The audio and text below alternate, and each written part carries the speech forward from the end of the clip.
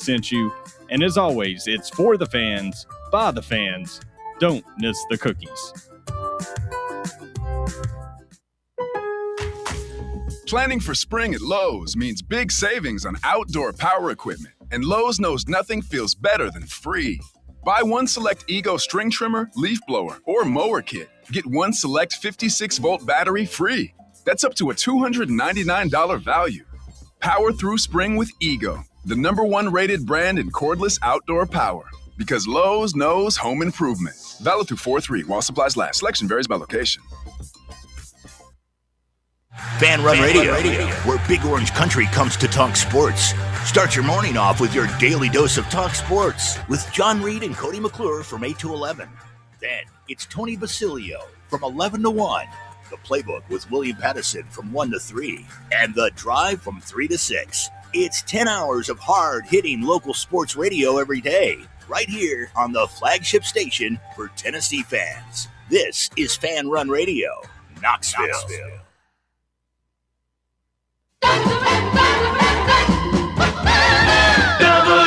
WKGN 1340. Go Vols!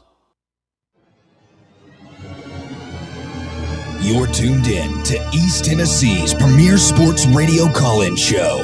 This is The Drive.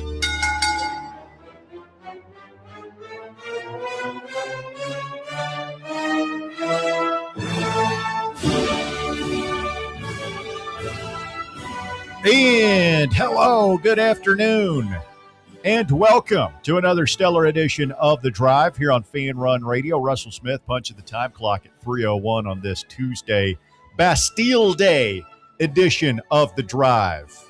That's another date that always got stuck in my head. July 14th is Bastille Day in France, which means France not losing today on Bastille Day, are they? Oh, Walker. I forgot it was Bastille Day and they're playing today. Yeah. Oh, that's huge. I wish I had known that before the game started. Would have affected your betting. Would have probably made me bet. I maxed out the $10 30% bonus on FanDuel on France at about minus 140. There you go, Bastille Day. It's a great Rush song too. That's the other thing that kind of ingrained it, and it is a tune by the Holy Trinity for sure. Bob Baskerville is here. Easy for me to say. I'll get your name right one of these days. Someday. Walker Smith, no relation, is here. Bear has the day off on assignment for us here on Fan Run Radio. And is the anxiety and tension level there significantly diminished on your side of the glass, Walker? I mean, it's just a relaxing feeling back here. You know, all systems go. Everything's good. No lectures. No. What's the strangest thing Bear has ever gotten? Not angry, but you know how he gets like possessive and no, you have to do this way. Oh, it's by far when he gets in here and he says his seat is too hot and he grabs the fan and cools it down before we get started. The seat is too hot. Yes. He says the seat is too hot. He'll roll this chair over to the right side of the studio, take a little fan that we have on the floor in here, and just hold it over the chair. I've never seen him do this. I think it happened once where you guys saw it a couple months ago, but it'll happen once a month, especially during the summer. So is there a common thread here? Is there one person? Because Hollander's in the chair. Is he implying that Hollander has swamp ass? No, he doesn't. He doesn't imply it. He says it's always a little uncomfortable, but some days Bear walks in and he can't do it, so he's got to cool down his chair. So he just stands there holding the fan. Yep. For a minute. Yeah. Would you say? Yeah. Most while we're getting ready for the show, if fascinating, I'm getting the computer ready and the ads are rolling, he'll just be standing here fanning his chair. That's, you know what? That explains a lot now. The whole day I wasn't here when it happened, when he fell out of the chair. Maybe it was just too hot. Yeah. Could be. Couldn't handle the temperature. It's on the hot seat. I mean, it's not a terrible idea. I just don't know if the juice is worth the squeeze. We all love a cool seat. Sure. Like when you sit down and the chair is nice and cool and it's oh man, it's refreshing. But it's fleeting too, because eventually your ass is going to warm that seat up and it's just a chair. And we only got 5 minutes to get in here and get set up. And I feel like there are better ways to spend that time than cooling the chair. But it works. That's a good point. We get on the air at 3:00 every day. Well, and Bear is always so anxious to get in the studio and get things just right. It seems like a frivolous thing to waste time on fanning your chair. It's just what he does. It's what he does. Okay. Needs a chair fluffer. No, it's the opposite. He needs no one in his chair. Like he needs no one sitting in the chair the whole day. Maybe he should just bring his own chair in. He brings his own headphones in. He has done that on remote before. He's brought his own chair to the remote. Jesus. Picture him. He's got like an outdoor chair, like a camping chair with a cup holder right next to it. He'll just bring it in, sit in the studio. That'd be funny. We're giving him an idea right now. There's next week. There's going to be Bear's chair. It's going to be folded up like in the corner, and he will get very mad if you touch or sit in Bear's chair. Yeah. Tennessee announces its SEC Media Days attendees today. That's coming up next week in Tampa. We are a week out from Decision Day for David Gabriel George. We've got Ben McKee coming up on the show in just a few minutes. Great program lined up for you here this afternoon. If you want to hop on, 865-966-3435. Began my day with just a whole kerfluffle. I'll call it adventures in Facebook Marketplace. Selling things. Yes. I mean, I don't know what happened in this country where we don't have respect for people's time. Bob, you're a professional guy. Like, does it drive you crazy when people are late for stuff? Like when you have a meeting and somebody is late? Like, it drives me crazy. Even sure. Like family gatherings and somebody is late. It's like, dude, how are you not respecting my time? I'll take it a step further. Yes. The answer is yes. But also, I had a reputation back when I was like leading teams and everything else. I also did not appreciate I just want you on time. I did not appreciate people coming in early for meetings or really. Yeah. Like they, would show up and be like, "Hey, you ready?" And it's like, "No, I'm not. I'm actually doing something else." That's what his schedule is for. You take it to another level. So yeah, but both sides. But yeah. So what is the appropriate time? We have a 1:00 meeting at the station. Mm-hmm. When do you show up? Oh, for a meeting? Mm-hmm.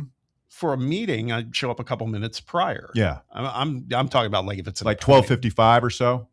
You're talking about a Teams meeting. Yeah, or an appointment, like somebody's coming in for an interview, like for a job interview. And well, then like get there early, and you got to know if you're on a job interview as the interviewee, you got to know that you got to get there early. Sure. I think you want to be there 5 minutes early. Sure. Which means you probably want to be in the parking lot like 15 minutes early, just so you're not late. And then you want to walk in like 5 minutes early, knowing that you're probably going to sit there for a while. Right. But you're on the hunt. You want the job. That's up to you. Correct. At that point. But anyway, we've got this mattress. My kid has outgrown his kid's bed, so we got him a new bed. And so we have an old mattress, twin mattress that we sold on Facebook Marketplace. And that was an ordeal because like we had this mattress sitting in our living room for like a week and it got old fast. So we were hoping to get $100 for this thing. And I'm like, just whatever, man. Just like, we'll take whatever. Just let's get it out of here. So we sell it. The person says they're going to be here at 11 a.m., which, I mean, this is a mattress. I'm not going to meet you down at the corner at Kroger or whatever. Like, we're going to check you out and, Facebook stalk you and everything, but you're coming to our house to pick this up, right? Yeah. They're going to be here at 11. What time? Take a wild guess when you think they rolled in. The time was 11, right? 11 a.m. I'd say, because you've kind of teed it up, 11:20. A little later. Wow. 11:30. Little later. Are we getting close to noon? We're going past noon, buddy. 12:30. About 12:30. Oh my! These folks finally show. I mean, we've got stuff to do. Come on, we're keeping a schedule here. We're running the enterprise that is Stately Smith Manor. I mean, we've got kids coming and going. We've got appointments. We've got things to do. Actually, my wife just had a headache. She wanted to go lay down. But it was, I mean, like, what happened, Bob, to this country of, I respect your time. If I tell you I'm going to be somewhere to meet you, I'm going to be there. Now, they did tell, like, there was a whole thing about, well, we made a stop or something. We're thinking, okay, they'll be 20 minutes late, 30 minutes, whatever. Right. We'll be here. But, yeah, it became an ordeal. So they did at least, okay, so you're saying they did at least give you an update like, hey, we're running behind. It was my wife had gone somewhere to pick something up, and she's coming back, and they say, we're on our way. We're near Emory Road, which we know is nowhere near our house. We're like, okay, well, we got plenty of time. And they said, we're going to stop at Sam's Club to do some shopping. It's like, it's like, wow, oh, yeah, it's like, no, that's bad. Yeah, I like, okay. On the way back? Yeah, right. What are we doing? What are we doing? I wonder, what are the chances they're listening right now? Is he like that nice young man who met us with the bed? He seemed so fine with everything. He was really angry. Sounds like there was like a miscommunication. Listen, I don't know. I don't know what the communication was like, but maybe they had in their head it was like an any time after 11 type of deal instead of 11 a.m. sharp. I don't know. Yeah, I don't know. We might have, because I was telling my wife, I was like, at 11:30, 11:45, I was like, just hit them back. Be like, hey, what's the ETA here? Like, make something up. Say, I got to meet somebody for lunch or something. Like, just that. And she like didn't want to, you know how women can be. They didn't want to be pushy about it. And now, did they be pushy when they came? Did they pay the full asking price? I believe so. Because this is another thing that happens. Oh yeah. People, because they want to bargain. We're veterans on the Facebook Marketplace thing. I don't like doing it at all. It's my wife who does it. Mm-hmm. A lot of times people will be like, I want it. I'll buy it. I'll be there. And maybe they even show up on time. But then when they get there, they do the whole, how about I give you this much instead? Yeah. And it's like, and then I guess it depends on how badly you just want to get rid of it. Yeah. Well, at that point, I think they know. I think that's one of the things that's interesting in the system. I don't know how much you sell on Facebook Marketplace, but like once you become a homeowner, Walker, like you're going to just accumulate stuff and you want to get rid of it, but you don't really want to throw it away if you can get $20 for it, that's whatever. So, and when you do have an item that's like a couple $100, like, yeah, you're going to go. Out. Yeah. But then there's bargaining that goes into it and people can be, I mean, I've never been in all my interactions have always been pleasant, but there is a lot of time wasters out there. Is this still available? And, that kind of thing. Yeah.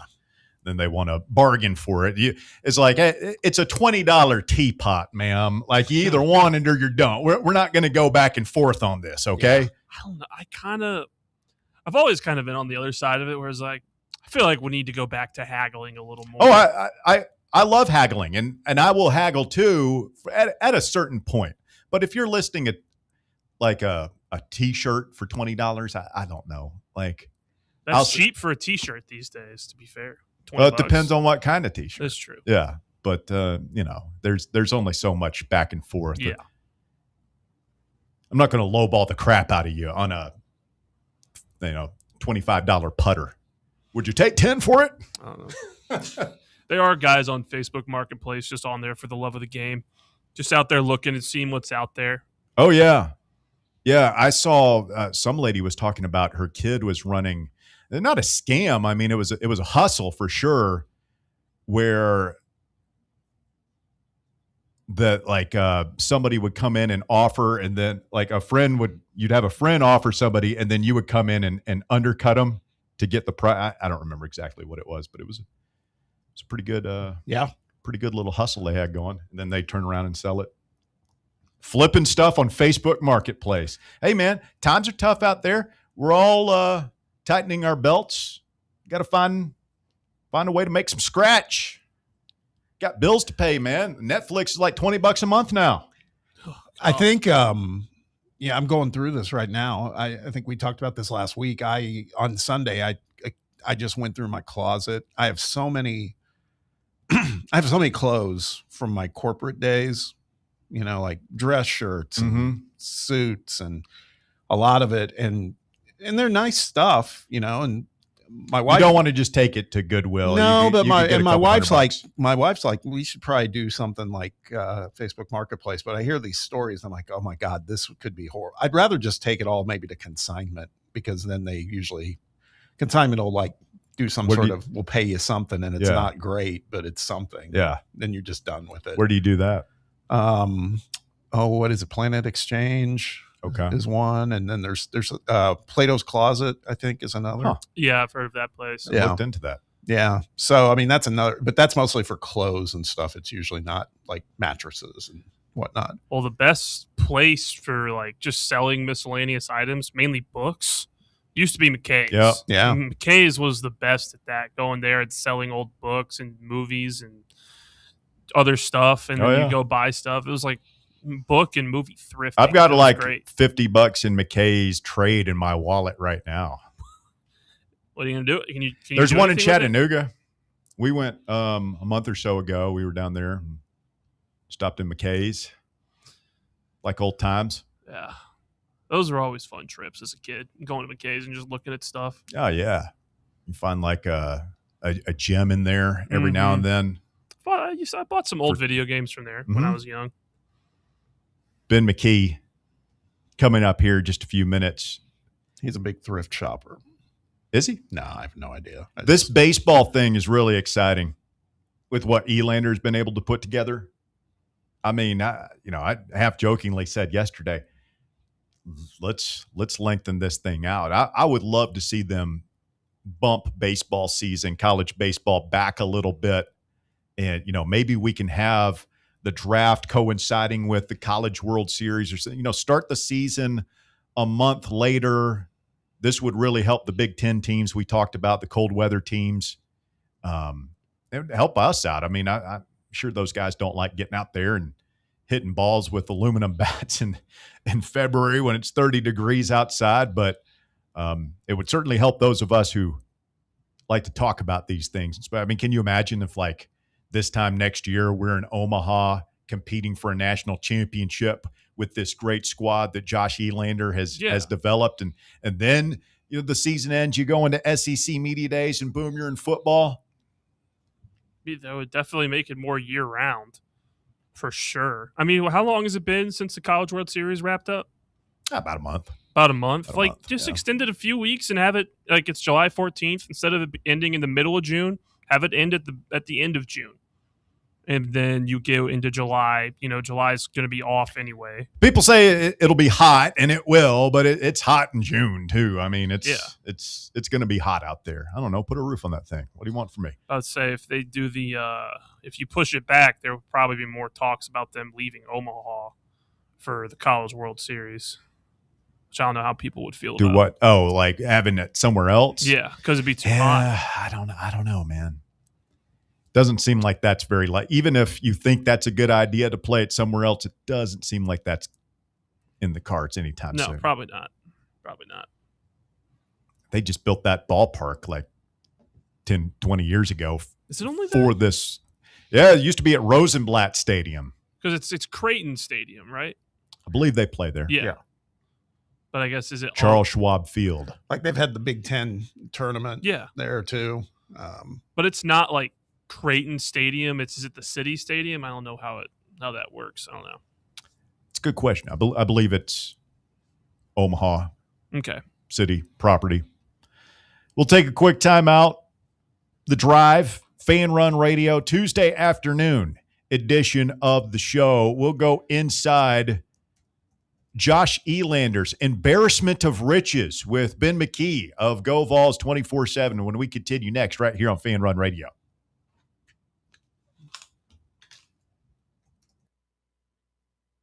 East Tennessee Sports Authority. This is Fan Run Radio. Knoxville. Only 3 homestands remaining for your Knoxville Smokies, and some of the best promotions are still to come. Join us the last week of the month for Paint the Park Pink Night or Knoxville Giants Night. In August, we've got UT Night and free hot dog night, and we end the season in September with Ice Bears Night and Fan Appreciation. So much fun still to come. So get your tickets now at SmokiesBaseball.com. Knoxville Smokies. Hi, I'm Dr. Jacob Wolko. Here at Knoxville Smiles, every smile is unique and every smile has a story. We would love to get to know you and help you smile brighter with confidence. If you've been looking for a dental home that treats you like more than just a set of teeth, we would love to welcome you to the family. Please give us a call at 865-539-1776 or visit us at knoxvillesmiles.com. Smile brighter with Knoxville Smiles. Is your yard starting to look more wild than welcoming? Yeah, don't let your landscape be that house on the block. At ECR Total Landscapes, we make sure your outdoor space is something you're proud of. From de-weeding flower beds to leaf blowing, trimming, mulching, and more, completely customizable to your property's specific needs. We'll handle it all. Why spend your weekends sweating it out in the yard when you can just sit back and enjoy it? That's the ECR difference. And right now, new customers can get 10% off your first month of our monthly maintenance package when you sign up for a full calendar year. That's right. Consistent, reliable service at a price that makes it easy to get started. No sweat, no hassle, just a better looking lawn week after week. Call ECR Total Landscapes today and mention promo code FANRUN to save 10% on your first month. Call 865-384-2012 or visit us online at ecrtotallandscapes.com. Citizens National Bank. Life is more fun with a Good Life account, offering extra benefits, including bank travel. Experience the trip of a lifetime to Ireland. Explore rolling green hills, historic castles, and charming villages across the Emerald Isle. Get in on the fun. Call 865-429-7935 today. Citizens National Bank. Banking never felt so good. Member FDIC. What is dedication? The thing that drives me every day as a dad is Dariana. We call him Day Day for short. Every day he's hungry for something.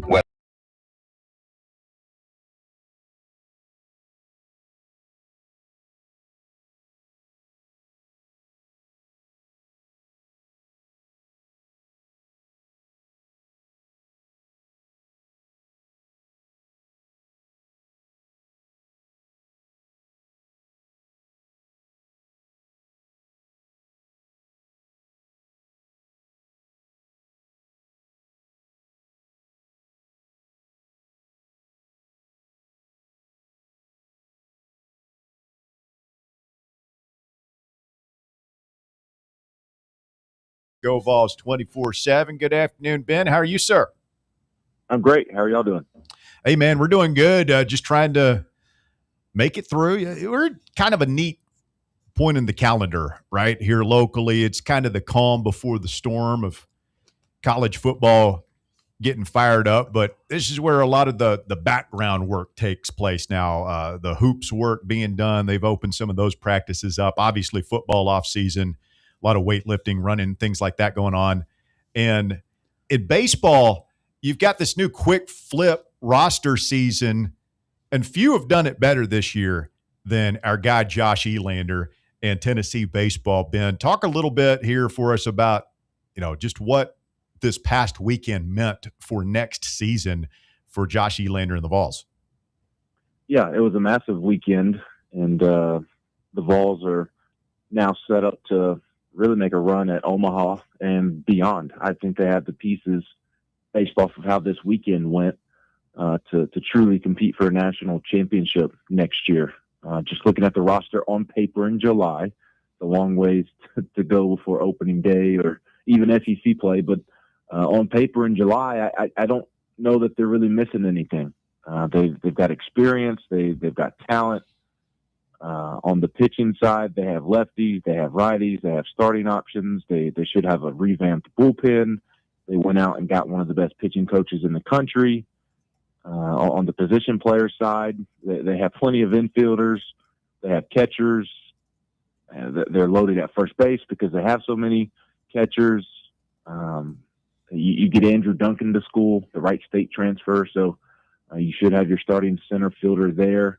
And then left field, I don't know that you have a true left fielder by trade, but you have plenty of options because of what some of the guys can do with the bat. And I kind of view right field the same way. And they also are going to have one more roster spot to fill, and they can choose to use that in the outfield if they choose to do so.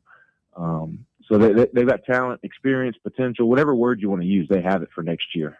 Josh Elander, it'll be his second year as head coach, so should be more comfortable in that regard as well. Did go through some growing pains this season, having to make the decision to not coach third base anymore, move to the dugout, things of that nature.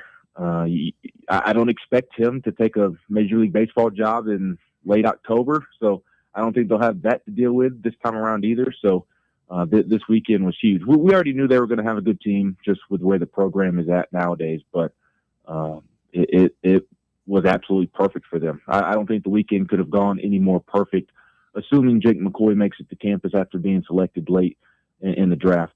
I don't think it could have gone any more perfect. And because of that, getting the transfer pitchers to campus and not only is that best for 2027, but then also getting a lot of your high school signees to campus that were kind of up in the air. You're set up for the present, and you're set up for the future. Appreciate you joining us, Ben. I'm going to ask you a question that we asked our guy Shumpert yesterday, and that is, and it sounds like you're pretty bullish, like I am, about way things played out this weekend and what it means for the path forward for this baseball team. What do you think the floor is in terms of, what's the baseline expectation? We talk about ambition for Omaha, of course, but realistically, what's that line where anything below is a disappointment? Now, Shump, of course, you know him. He said, I think he predicted like 5 wins next year or something. You know how he can be. He can be a little curmudgeonly, but it sounds like you might be a little higher on that projection. Well, it's funny because Shump and I talk daily, and he is typically the one that has higher standards than I do. Not to say that I'm passing out participation trophies, because I'm certainly not. But he usually we're typically thinking along the same lines. But if I'm nitpicking, he probably tends to shoot higher than I do. I just don't subscribe to the championship or bust mentality that some sports fans do. And I say that as a New York Yankees fan, a diehard Yankees fan. I don't. Yes, you have the resources to get there and win it, but just because you get there and you don't win it or you don't get there, I don't think that necessarily means that it was a complete failure. I think that if Tennessee were not to get to Omaha, that doesn't mean that it was a failure of a season, because I still think there's something to be said about getting to a super regional. I think back to 2 years ago when they lost in the super regional at Arkansas. There's no shame in your season coming to an end in the super regional.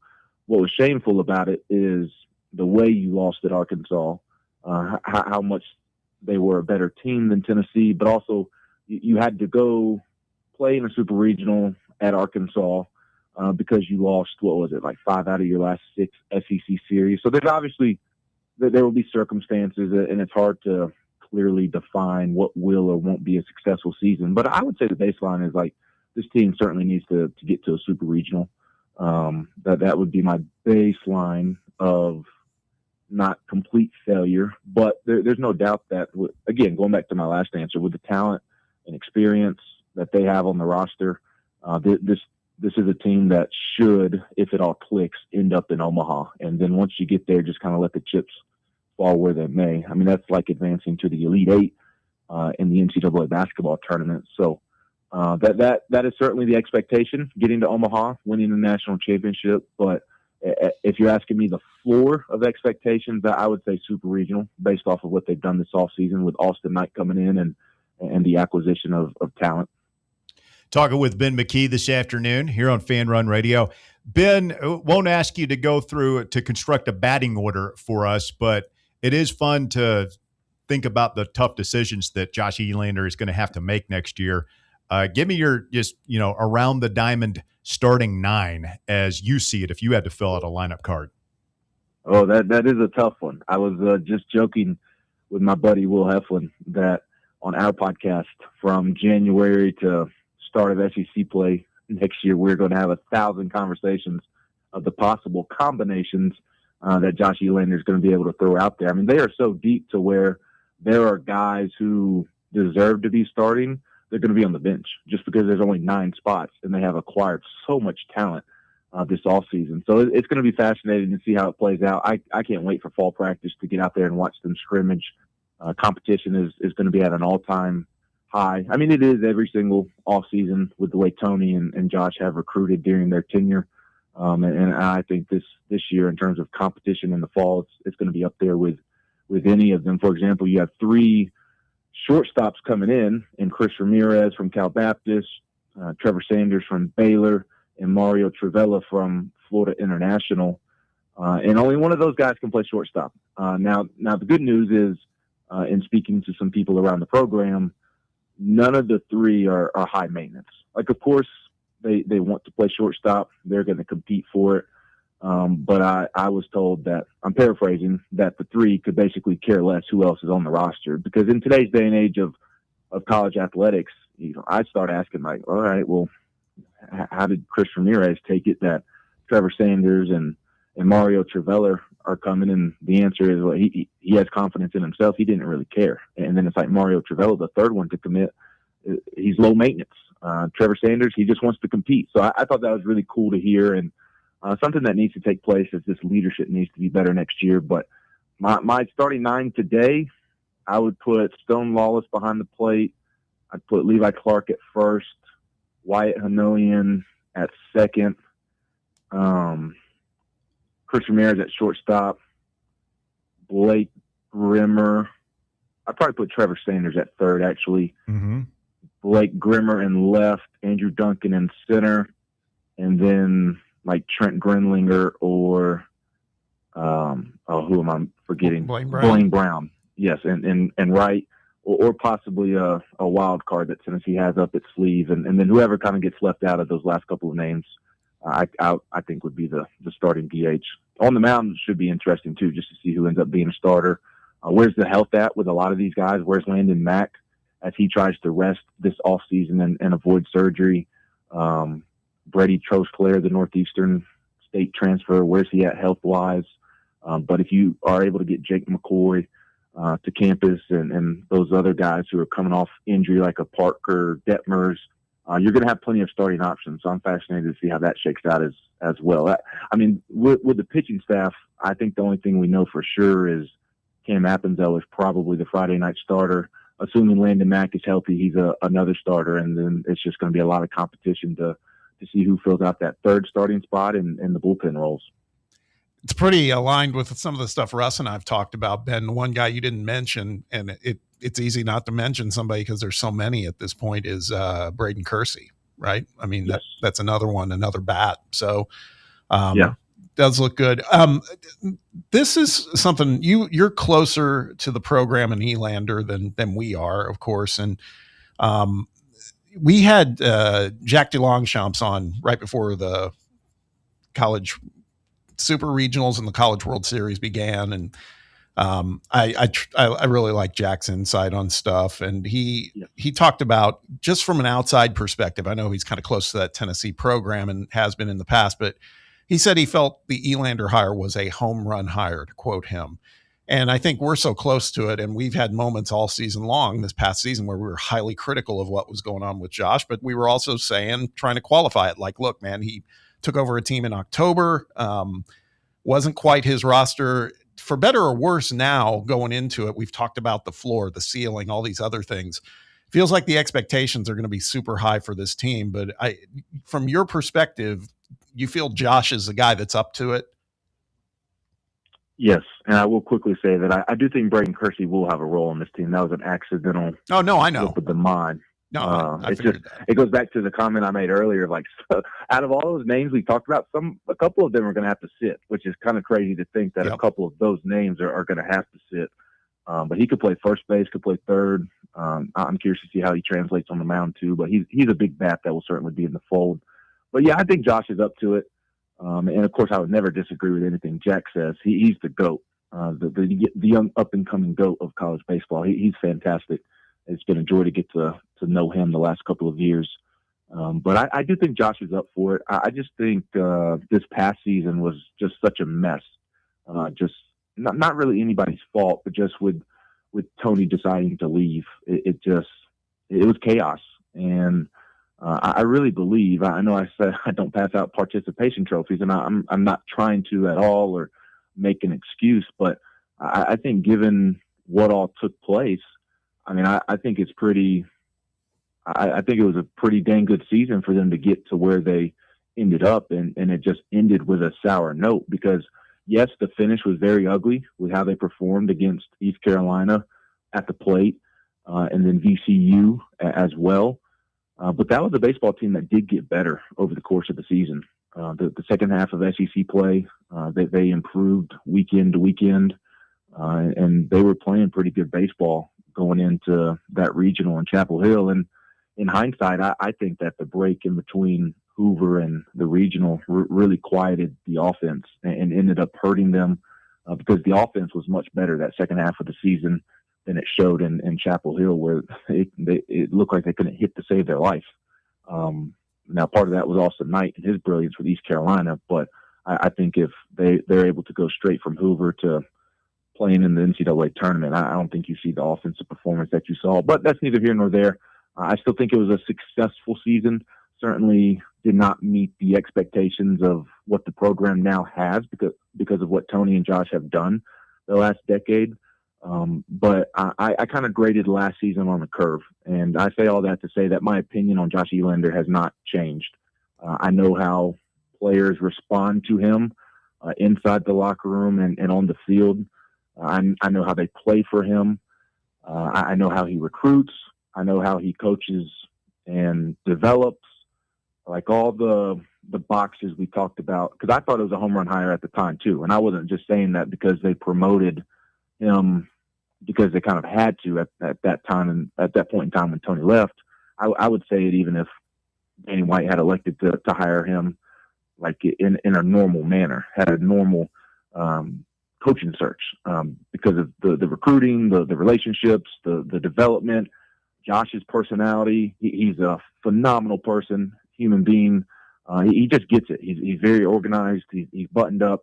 It would surprise me if 5 to 10 years down the road from now, we don't look up and Josh Elander is one of the best coaches in college baseball. So I kind of grade this past season on a curve. I think that they were pretty fortunate to do what they did, even though it was a sour ending based off of Tony leaving when he did. And I expect only better outcomes from here on out, just because I do think that Josh Elander is that home run hire and has all the potential in the world to be one of the best baseball coaches, college baseball coaches in the country.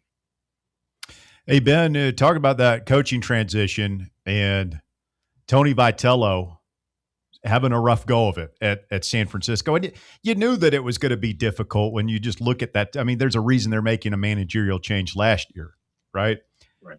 And but it also seems like for as much as he had the media eating out of the palm of his hand here, it's like the exact opposite at San Francisco. I mean, it seems like there's some people with their agendas out there, and it doesn't, from my vantage point, seem inconceivable that he could be one and done out there. What's your read on the Vitello situation at San Francisco, and you know whether or not he makes it there? I mean, the shadow that he's going to cast over college baseball the next couple of years in terms of like other schools, including some, I don't know if it's from the Tennessee standpoint, but there's certainly some fans that are going to want to, see Tony come back here, but certainly Arkansas, maybe Texas A&M, Missouri, other schools that are going to be falling all over themselves with the thought that they might be able to lure a national championship winning coach back to college ball.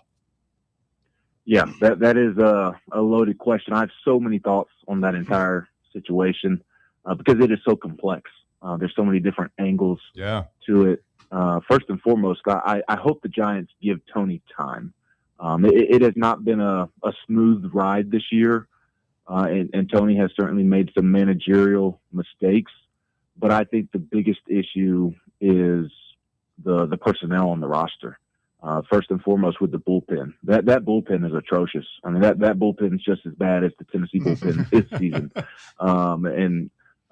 Tony did put this bullpen together, but he did not put the Giants bullpen together. That was Buster Posey's decision to do so, and he's still receiving quite a bit of criticism because Giants fans and media pointed out during the offseason that he was not doing enough to address the bullpen.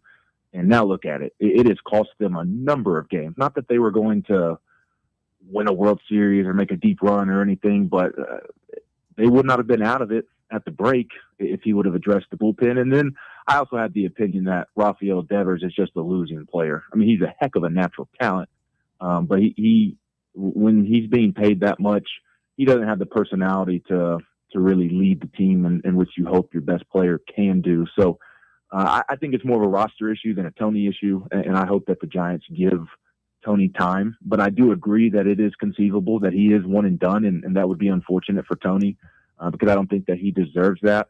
I went and saw him last month when the Braves were in Atlanta. I spoke with Ron Washington. I spoke to Logan Webb. I talked with Frank, Q, Drew Gilbert, all of them. And there wasn't a single person inside that Giants clubhouse that spoke ill of Tony. And of course, you know, we're kind of speaking on the record, so they're not going to. But it came across as genuine. Ron Washington was very adamant that the team loves Tony, and he is very much related. Logan Webb spoke very, very highly of Tony and how the veterans in the room respond to him. I do know that Matt Chapman and Devers maybe made life a little bit hard on Tony at the very beginning, but even Devers is still being Devers and doing dumb things. But Chapman has actually come around, and that is a better situation than it was at the beginning of the year. Spring training started the season. So I think he, you know, contrary to popular belief, I'm sure people in San Francisco would adamantly disagree with me. But from when I was around the team, and it was just a couple of days, they seemed to really respect him and love him. So I don't think there's any issue at all inside the locker room outside of Devers just being a knucklehead. So I hope that they give him time for that sake. And I talked to him about it. I wrote a story on it. He does feel the pressure of succeeding for the next college coach, the Jay Johnsons of the world, who are probably going to get an opportunity at one point. He wants to put a good foot forward for the college baseball game. And I know Tennessee fans are hoping that it works out so that he doesn't end up at Arkansas or something like that. Yes. But I mean, the chances of him ending up at one of those type of blue bloods is probably more likely than not, unfortunately, for Tennessee. Hey, before we let you out of here, we gotta get your take. I know you attended basketball practice yesterday, the summer practice that Barnes and the guys had, and some of it was available to the media to shoot video of, et cetera, and then some of it was not. Were you able to stick around for some of the 5-on-5 that was not available for videotaping? Yes, I've been at every single minute of basketball practice that has been available to the media this summer. What are your thoughts at this point? I mean, I know it's early and they're still feeling each other out as far as chemistry, et cetera, but what are as talented as advertised? Yes, absolutely. It is as talented as advertised. I still have, not to start with the bad news, but I still have my questions about, is this front court good enough to help them get to a Final Four? I think the backcourt and the wings are certainly good enough, but can the front court do enough? I love Dwayne Brown. I think he's going to have a big year, and I don't know what the definition of that would be. Is it all SEC or not? But I just think simply Dwayne's going to have a really good year. He's really stepped up as a vocal leader. I'm sure that's something that people have seen on social media quite a bit the last few weeks, because basically everybody you talk to publicly and privately within the program, they rave about how Dwayne has stepped up vocally as a leader. It's just a matter of who kind of steps up with him in the front court. And I don't know that we're really going to know until we get into the thick of SEC play, which isn't fun for radio in July, but it's just so different. I mean, last year you had all the big bodies, and this year it's a lot of athleticism. And so how do they play off of Dwayne, and how much success are they able to have, I think is really going to dictate the ceiling of this team. But in terms of the big names, I think they are as advertised. Juke Harris is exactly who you think he would be. I mean, he's an absolute bucket. I mean, he's kind of going through the Rick Barnes initiation process right now. Yeah. And it's the same thing Dalton went through, because Rick, saw how great Dalton could be, and Juice going through that right now. And he's just capable of knocking down a shot at any point in time from anywhere on the court. He's really, really fun to watch. Terrence Hill Jr. has probably been the most consistent guy. I've been really impressed with him. Jalen Harrelson was the best guy at practice yesterday, and that was one day, but I think he's going to be their best all-around player just because of the versatility that he provides on both ends of the floor. He is Josiah Jordan James 2.0 in terms of the positioning and the versatility, in my opinion. But I think a Josiah Jordan James with a higher ceiling and more athletic. But he did everything in practice yesterday. Harrelson was all over the place. He got to the rim and finished. He pulled up in the mid-range and knocked down a mid-range jumper. He got into a post move and scored on a fadeaway. He knocked down a corner three. He was blocking shots. He was stealing the basketball. He was picking up 90 feet. He was handling the basketball. He was the best guy in practice yesterday, and he's been really impressive to me. And he's going through some growing pains as well, but you talk to people behind the scenes, and they're really high on him. They like this freshman class. I like this freshman class as well, particularly Manny Green and Ralph Scott. I think they're going to be able to help this year as well. Chris Washington Jr., he looks like a baby giraffe out there, so I don't know that I have high expectations for him to contribute unless it clicks defensively. But, yeah, this team's really talented, as advertised, and it's going to be another fun season of Tennessee basketball. I'll tell you one last thing. We during the season, we have Coach Polinsky on with us weekly, and we learn a lot about ball with him. He's great. And one thing we've learned in the last couple of years, he said it about Jemai Mashak, and he said it about Felix Okpara. And I noticed some of his quotes yesterday mentioning Dwayne Brown and the NBA. And it's like, I've learned with GP, it's like you listen to what he says, and it feels like, Brown's not this elite athlete, but he's got all these other intangibles that just make a good basketball player. And it just sounds like everybody's excited to see what that next level is going to look like for him this season. Yes, he is probably my favorite player on the team to watch. As I don't know if that comes off as crazy or not, considering they have Drew Harris and Terrence Hill Jr. But I'm just a big fan of Dwayne's game from what you just said, is that he checks all the boxes. Yeah, he's not the elite athlete that Felix Okpara is in terms of being able to get up off the ground, but his arms are so long. Jason Swain and I like to joke all the time about what Rodney Garner would be able to do with him on the trenches or on the edge with that wingspan and length. And, of course, Stephen Pearl liked to joke about Dwayne last year looking like an SEC defensive lineman. But he just checks all the boxes. High basketball IQ, the wingspan. I love the way that they're using him right now. They kind of plop him in the middle of the half-court offense, kind of like they do with Jokic with the Nuggets, and just let him facilitate and go to work and set up his teammates. He also shot a lot of threes yesterday in practice, and Rick Barnes did not get on to him once about taking a three. Now, he did not make as many as you would have liked, but of course I'm out there for one day. That was the only practice of the week that I get to see. So he's a capable shooter from the perimeter is my point, and I think he's going to have a really, really good season.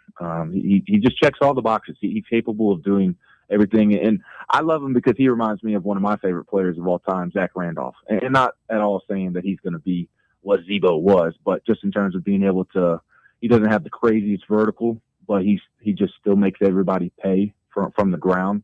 It's because of his IQ and his tenacity, and I'm a big Dwayne Brown fan. I bought a lot of stock last year, and I'm trying to find out where I can find some more.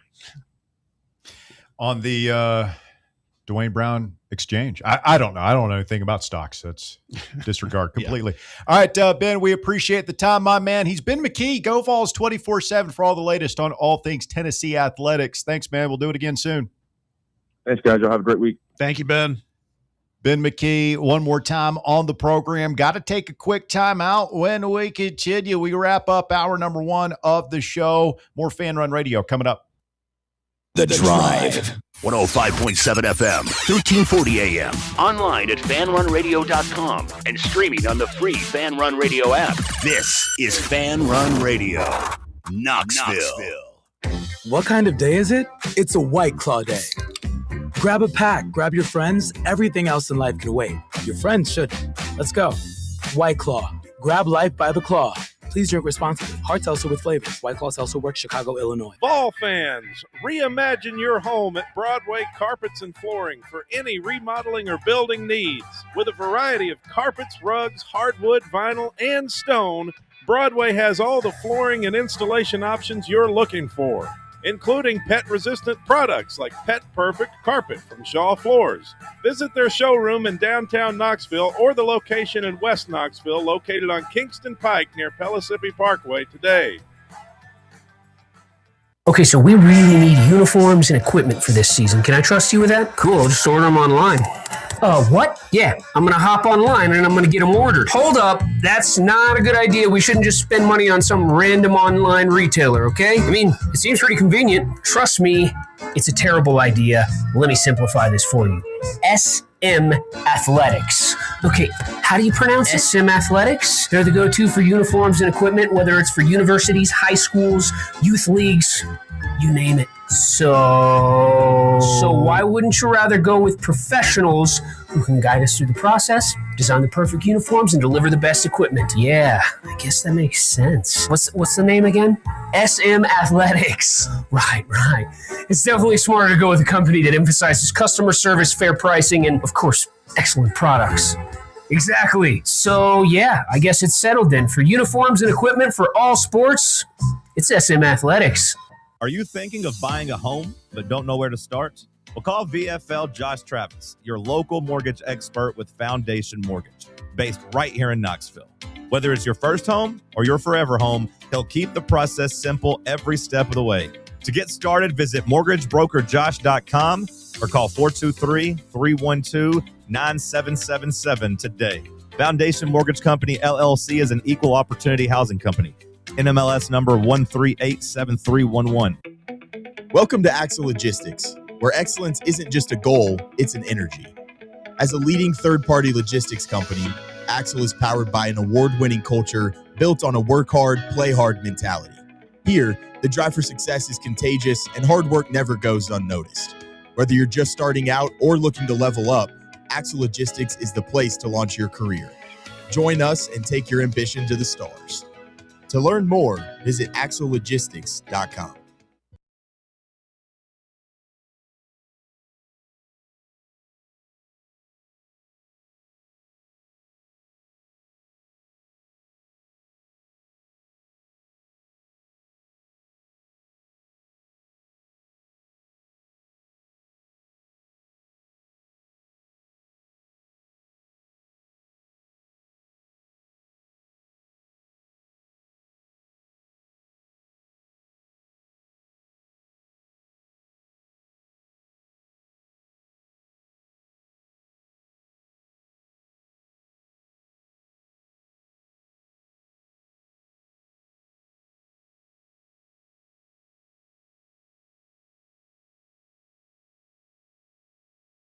Tennessee will shoot the three next year conversation. A tradition like none other, off-season basketball conversation.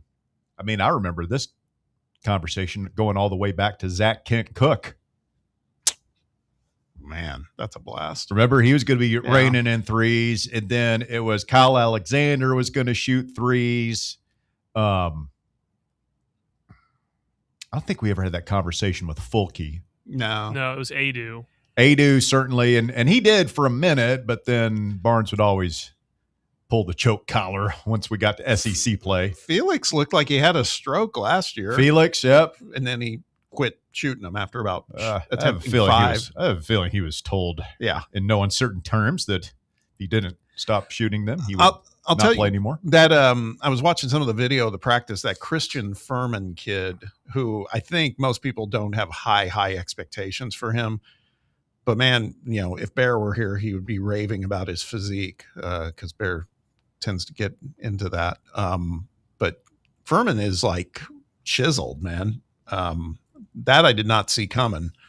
And I don't know if that's already the impact of Maidenwald, in just a couple of weeks. I don't know. But I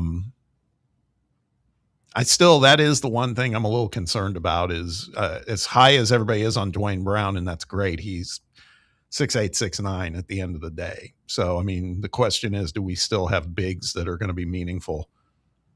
I mean, how tall is Ruben?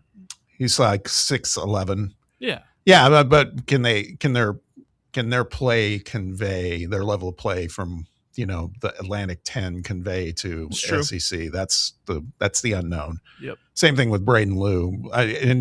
There's all that talk about how twitchy those guys are. They're super athletic. So it might be fine. We just won't know till we get them out there. T-Carp says Facebook Marketplace is terrible. Michael Moats advised that I just take that mattress to the dump. Hey, man, I think we ended up getting like $70, $80, something like that for it. I mean, that's a trip for me and the missus to the Texas Roadhouse. There you go. I'll take you to go see the Odyssey. Little Olive Garden. Does that come out this weekend? Oh, yeah. Are you excited about it? Oh, yeah. Me, my little brother, and my dad got tickets yesterday. Really? Oh, yeah. Yeah, so you're all in. I'm all in. I'm all in on anything Christopher Nolan. Yep. Okay. I'm hearing that it's just beyond grand, like all the, the money they spend on it and everything else. I mean, you're going to do the Odyssey. You got to do it up right. I feel like how much remembering do I need to? I'm trying to figure out how much of the Iliad I need to go spark notes before I go. I don't even remember. Was the Iliad and the Odyssey, they were both written by Homer? Yes. The Iliad Not Simpson. The Iliad was first, and then the Odyssey comes after. And he was blind. At some point, yeah. Homer? So. Yeah, Homer was blind. Made it hard for him to write. Yeah. Wasn't that the thing? They weren't written down. It was like an oral tradition that was passed down. Something like that. Which is the one where they have the Trojan horse? That's the Iliad, right? Yes. Yeah, because they don't do the Helen of Troy thing in the Odyssey for sure. I saw a clip from it last night, and they were, talking about Agamemnon and all that, and I'm like, God, man, it takes you back to high school. It does. I mean, I thought you went to Webb Walker. I thought you guys were literally literate. We didn't really read. You didn't read? We didn't Homer? read the Iliad or Homer in high school. I read it in college. What were they teaching you over there? Oh God, thank God Bear's not here. We were reading other stuff like Catcher in the Rye and other stuff, other young adult novels. Missed out on the classics. Outsiders. I read that on my own. That book was great. Hour number 2 of the drive coming up. It's Fan Run Radio. Stay with us. The Drive. Fan Run Radio, the flagship station for Tennessee fans. This ain't no wishy-washy, limp-wristed, kale-eating, half-ass sports radio station. We're your in-your-face, truth-telling, say it loud, flag-waving, face-painting, hardcore, bring the noise, causing a ruckus, don't give a damn sports station. Sports talk that doesn't just hang up and listen. For the fans. This is Fan Run Radio. Get some. Barley's has live music on weekends, general team trivia on Wednesday nights at 8 p.m., and now live sports trivia courtesy of the Knoxville Trivia Guys every Thursday night upstairs. The game starts at 7 p.m. and is free to play for everyone, so head on down to the Old City and show off your sports knowledge and win gift cards to Barley's. Use those gift cards to buy some delicious food and drinks, and you can take it all in with their wide selection of TVs and indoor projectors. Barley's Tap Room and Pizzeria. In a world filled with deadlines and screens, sometimes we forget the simple joys of life, days filled with special moments. At Inward Half, we understand the essence of these moments. Feel the difference between our breathable fabrics and flexible apparel as you disconnect from the hustle and bustle and reconnect with what truly matters. Inward Half. Simple luxury for on and off the course. Hey, Vols fans, Cody Brown here. I grew up right here in Tennessee and know what it means when someone says, I've got your back. That's why you can trust Farm Bureau Insurance of Tennessee. Whether it's your home, your vehicle, your family's future, or the business you built from the ground up, we will show up for all of your insurance needs. We are Tennesseans who understand what matters, which is doing right by you. Insurance is not all about just paperwork and policies, but it's about the people we insure every day. So if you want insurance that hits home, give me a call at 865-992-3871. Go Balls. Blackford Veterinary Surgery Referral specializes in surgeries not regularly performed by your pet's general veterinarian. They're currently accepting referrals from vets all across the country. With their newly renovated state-of-the-art surgery center and highly trained staff, clients can rely on professional and thorough care. If your vet says that your pet needs surgery or rehab, ask for a referral to Blackford Vet and let them get your best friend back on its feet. Located conveniently in West Knoxville. For more information, visit blackfordvetsurgery.com. I'm a pretty great multitasker. I can wash dishes and do laundry. I can roller skate while walking my dog. I can even order lunch while doing my homework. But I can't use my phone while driving. A distracted driver is one of the leading causes of death in the United States. So when it comes to driving, please, don't be a multitasker. Don't drive distracted. A message brought to you by the National Highway Traffic Safety Administration, Project Yellow Light, and the Ad Council. You're listening to FM 105.7 and AM 1340, WKGN Knoxville, and W289CU Knoxville, Fan Run Radio. Are you ready for the start of a new season? Maybe looking for your team to go on a tournament run? Get game day ready with Crumble. Head on over to your nearest location and pick up 12 pre-selected cookies plus exclusive toppers. When you're looking for dessert options, there's no question about who you should call on. Our listeners already know. Last year, the Dubai chocolate was a home run, along with the brownie batter. Oreo crumb was another crowd favorite. What new flavor will set the standard this season? If you're in the Knoxville area, there are 3 locations ready to serve you: Clinton Highway, Parkside Drive, and Maryville. Download the Crumble app to build your best lineup and vote on the best combos. You can even put your bid in to request a new flavor. Order in the app and slide on over to your nearest location. Tell them Fan Run sent you, and as always, it's for the fans, by the fans. Don't miss the cookies.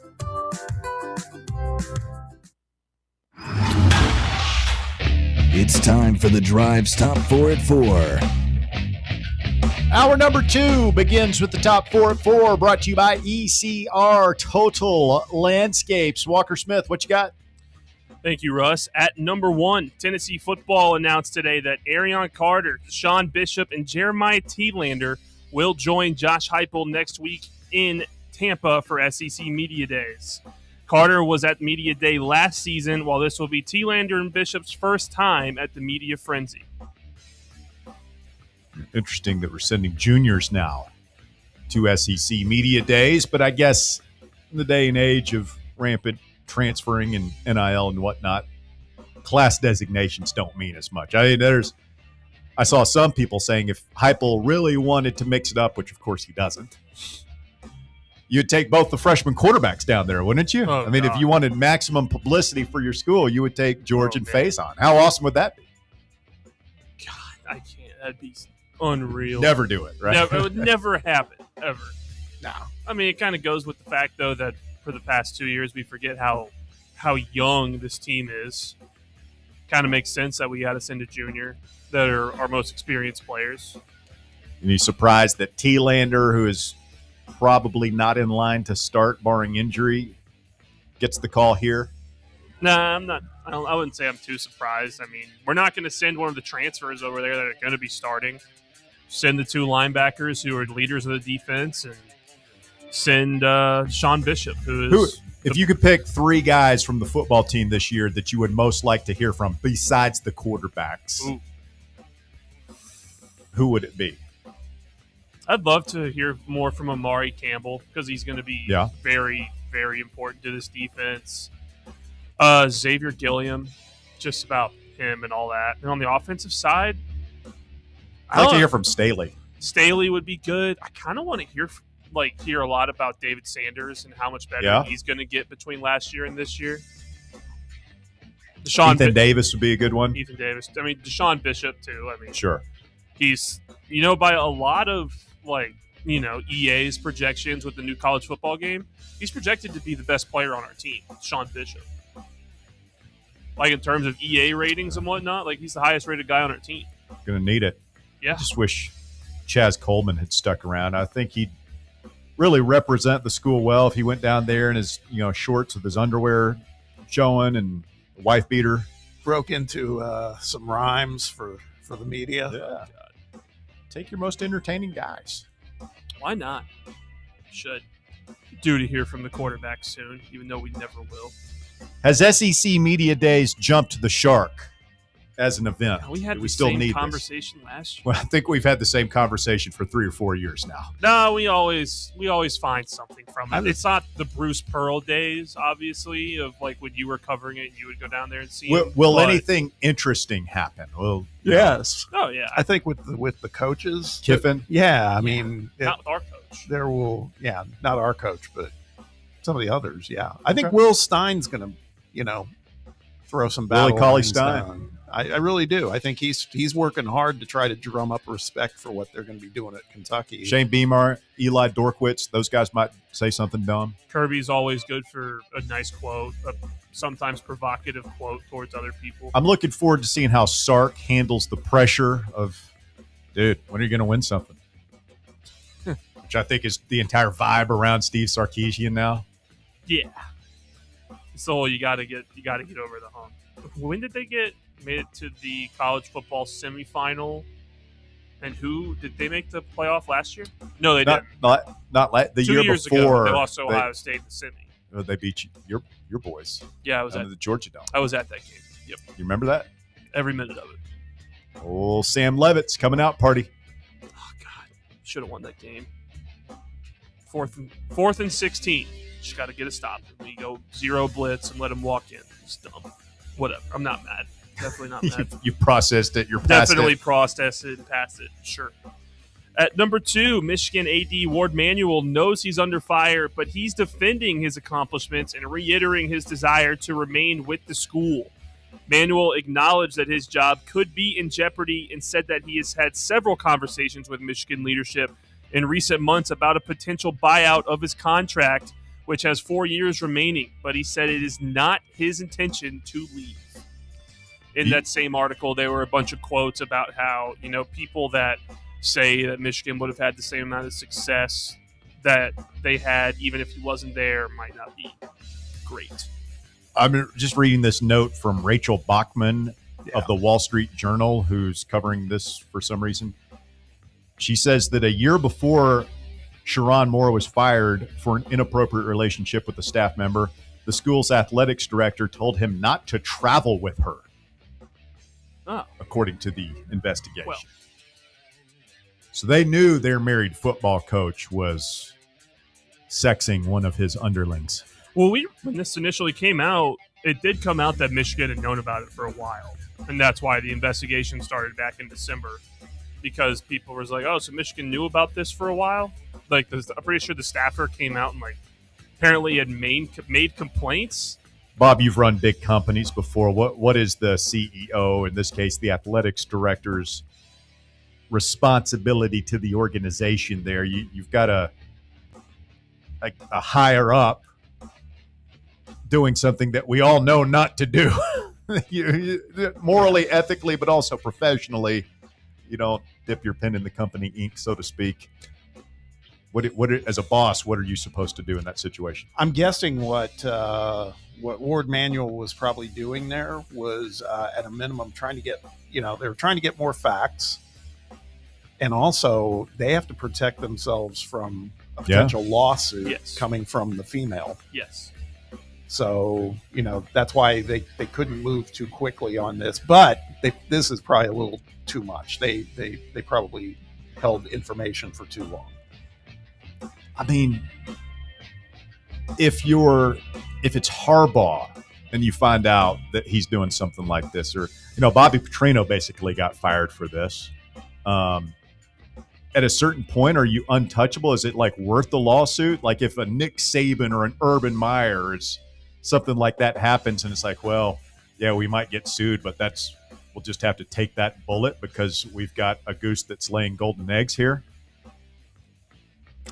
I don't know. It's an integrity issue because you have all the other people in high-ranking positions at your university that are watching all that. Mm-hmm. So it's just a philosophical dilemma of, is it worth it to, like you said, to have the golden goose, to win games, everything else, and then have pretty much the rest of the administration just like you have you have no soul, basically. That I don't know. It's a tough dilemma. It's as old as time too. Yeah. I mean, it's happened in a lot of businesses. Happened to a president a couple of years ago. It did happen to a Bill president. Clinton. He held on too. Yeah. Did happen. I did not have sexual relations with that woman. All time press conference. Amazing. At number 3, the Cardinals' Jordan Walker won the home run derby last night in Philadelphia, thanks to a 6 straight homers to end the final round, beating the hometown Kyle Schwarber. Following that, the Midsummer Classic is tonight as the best in the American League take on the National League at 8 p.m. on Fox. I have to say, I watched some of this. The beginning of it I thought was a snoozer, but the way it ended was pretty cool, got to say. And Jordan Walker winning, I loved it that he did it in Philadelphia. I was rooting for Schwarber. Yeah, I mean, I like Schwarber. I got no problem with him, but I hated The way they fans. were booing. Yeah, they booed everybody. I mean, it's like, come on, man. I kind of loved it. The way Schwarber, I could watch him hit dingers all day. Yeah. Just the majestic, the height he gets on some of those. Yeah. I mean, it feels like they're about to hit the moon. They are. They're moon shots. Watching Schwarber hit bombs was awesome. He hits 11. You think he's going to win. And Jordan Walker hits 6 straight. It was awesome. I thought it was a big win for the new format they pushed out. Yeah. I liked that you could watch the home runs land before they're already throwing pitches and stuff. And seeing all that, and obviously when guys, in the beginning of the round where guys like Ben Rice and some other dudes are going up there and hitting like almost 5, that's boring. Yeah. But then you get guys who hit like 13 or 14 and 20 swings, and you're like, oh my God. I'll tell you who was impressive, and he didn't advance, obviously. But some of the ones he hit, Jack Caglianone. He hit like 5, but one of them was 480. I mean, they were absolutely monstrous shots. I mean, that guy. Oh, yeah. He's going to be fine. Well, another guy who didn't win, but hit some. I didn't know he had this in his bag. Wilson Contreras. Yeah. For the Boston Red Sox. Yep. Hit one 490 to left center field. Yeah. That was almost out straight to dead center at Polo Grounds. Did we like the format better this year? we I did. did. I did. I had it on. I was not paying super close attention. Schwarber kind of made me stop what I was doing, like, oh, pretty. Yeah. And then I heard them booing Contreras was pretty funny. I kind of loved it. Home field advantage. Yeah, I don't know a ton about is it Jordan Walker? Yeah. I know that he tortured my Braves about last weekend. He's finally come around. Yeah. This is like his 4th season in the majors, and he's been a huge disappointment until this year. And he made more for winning the home run derby last night, $1 million, than he's making in salary. He's like, I guess he's making the league minimum $760 or something like that. Yeah, he's making like $800,000, which league minimum. What a shame to be making $800,000, but he did win $1 million winning the home run derby, which is pretty awesome. He's just, he's one of these guys that looks like it's all coming together. He's got the tools. He's big and, strong and everything else. And everybody's been projecting this for him, but it took a long time to get there. But looks like he's there now. I love him, but the Cardinals stink. Hate the Cardinals. Yeah. That is the top 4 at 4. It's brought to you by ECR Total Landscapes. Check them out, ecrtotallandscapes.com. A lot of rain this week. If you've got trees, branches falling in your yard, on your house, on your neighbor's house, at that tree that looks like it's about to tip over, you want to go ahead and get that taken care of. I had ECR Total Landscapes out at my house last year. They took out a bunch of smaller trees that were kind of threatening my neighbor's property. We went ahead and got that taken care of. They grinded the stumps. Looks great. Totally recommend them. Check them out online at ecrtotallandscapes.com and tell them Fan Run Radio sent you. Bob, what did you think of the Netflix TV presentation last night? This is the first baseball broadcast. I guess they're doing more and more live sports, but it's the first since the opener. Vitello. Yeah, exactly. Much better than the opener. That was such a Netflix infomercial. That season opener. It was hard to watch. This I thought was better. I think they're trying to be too innovative. There's part of me that's like, man, do what like they've done. They did it with the NFL on Christmas Day. You work with the broadcast teams who do NFL football all the time, and just do what works, man. Stick to your knitting. Don't try to, reinvent the wheel, all that stuff. I felt like they were doing some of that on some of their camera shots, et cetera. I don't know. I mean, I thought it was a better effort than what we saw in the season opener, but they got some work to do. It wasn't a catastrophe in any way. No. It still feels like they kind of throw it together with like a bunch of random people from different networks and different areas of baseball, where like they kind of just throw it together for this one-time thing, and you just kind of hope that the guys gel. Where like, I don't know, it kind of felt a little stale with the people that were on the panel. I think baseball broadcasts, to your point, Bob, that less is more.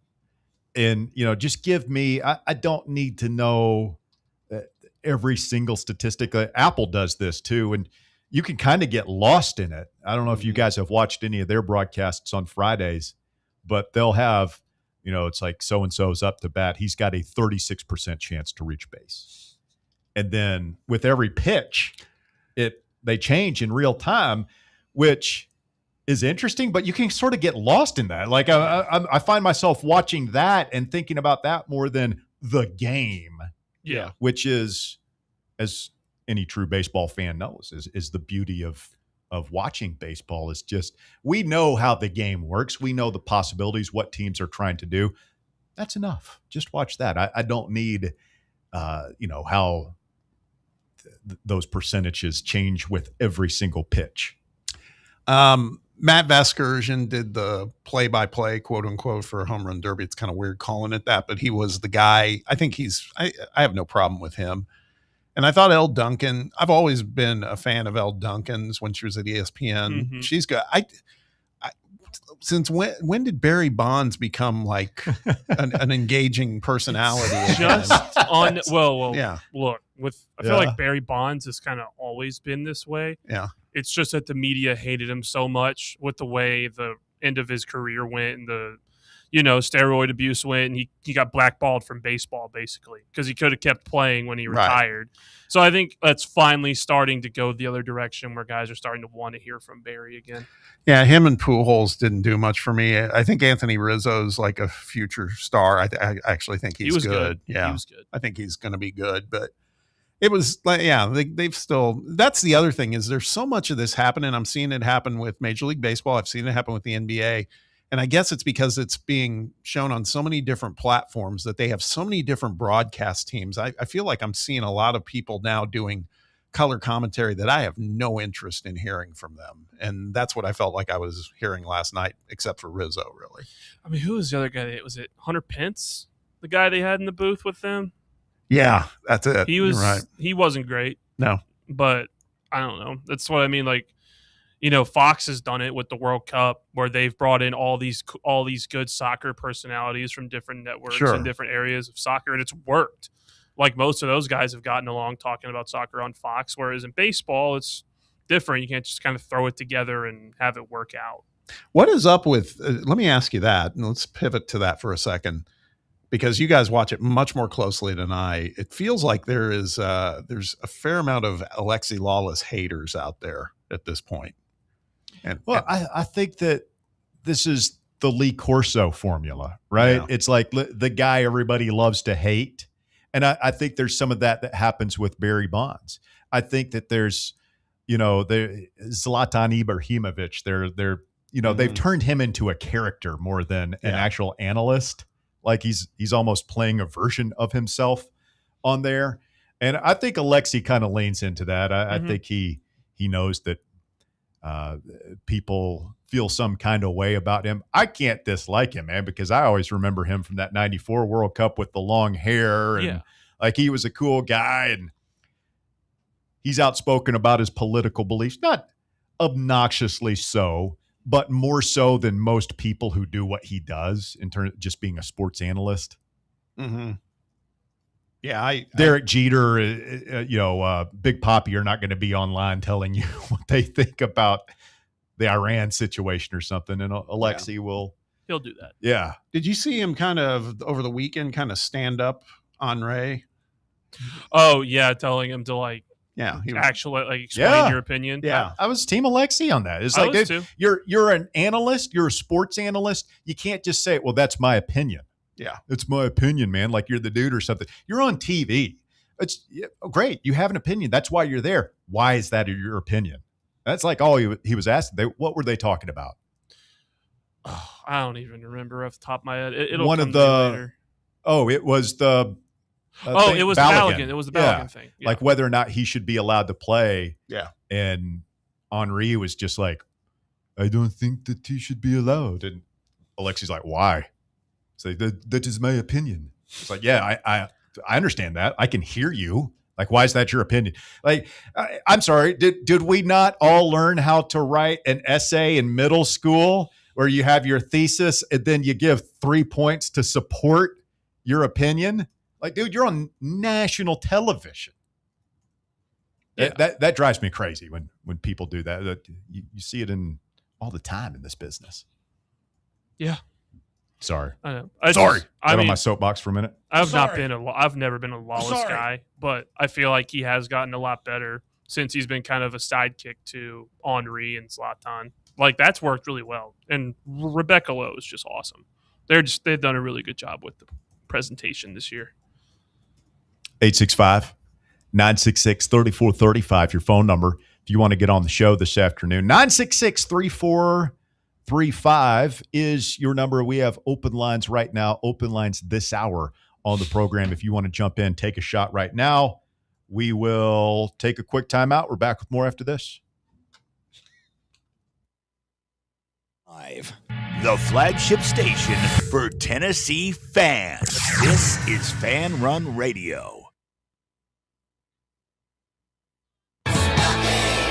Only 3 homestands remaining for your Knoxville Smokies, and some of the best promotions are still to come. Join us the last week of the month for Paint the Park Pink Night or Knoxville Giants Night. In August, we've got UT Night and free hot dog night, and we end the season in September with Ice Bears Night and Fan Appreciation. So much fun still to come. So get your tickets now at SmokiesBaseball.com. Knoxville Smokies.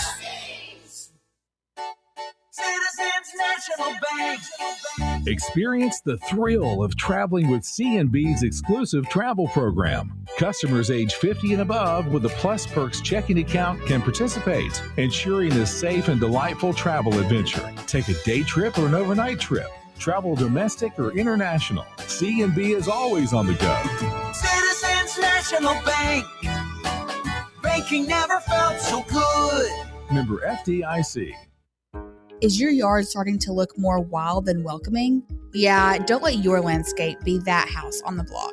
At ECR Total Landscapes, we make sure your outdoor space is something you're proud of. From de-weeding flower beds to leaf blowing, trimming, mulching, and more, completely customizable to your property's specific needs. We'll handle it all. Why spend your weekends sweating it out in the yard when you can just sit back and enjoy it? That's the ECR difference. And right now, new customers can get 10% off your first month of our monthly maintenance package when you sign up for a full calendar year. That's right. Consistent, reliable service at a price that makes it easy to get started. No sweat, no hassle, just a better looking lawn week after week. Call ECR Total Landscapes today and mention promo code FANRUN to save 10% on your first month. Call 865-384-2012 or visit us online at ecrtotallandscapes.com.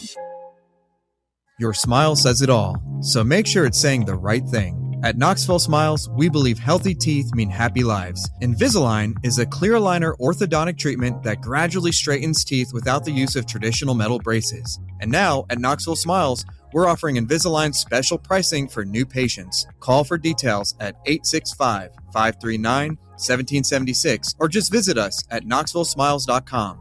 Don't wait another day to love your smile. Smile brighter with Knoxville Smiles. A brand built in Tennessee and born from the love of the game. Inward Half revolutionizes golfing comfort. Crafted by a former pro and dedicated enthusiast just like you, our luxury performance wear guarantees you stay cool and comfortable through every swing and every day. We're not just a brand. We've set out to create a lifestyle for those who understand that impeccable style and premium performance are a hole-in-one. Enjoy the walk-in with Inward Half.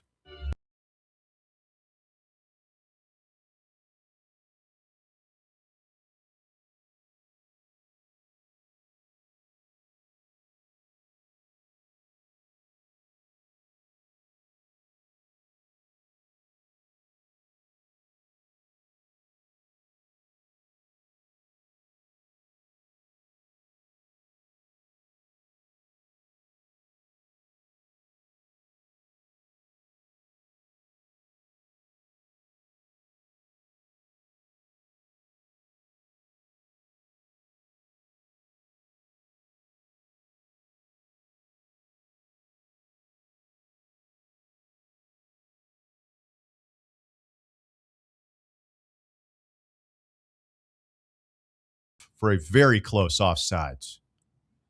This is the worst French defense since the Maginot line. Yeah. You like that? Wow.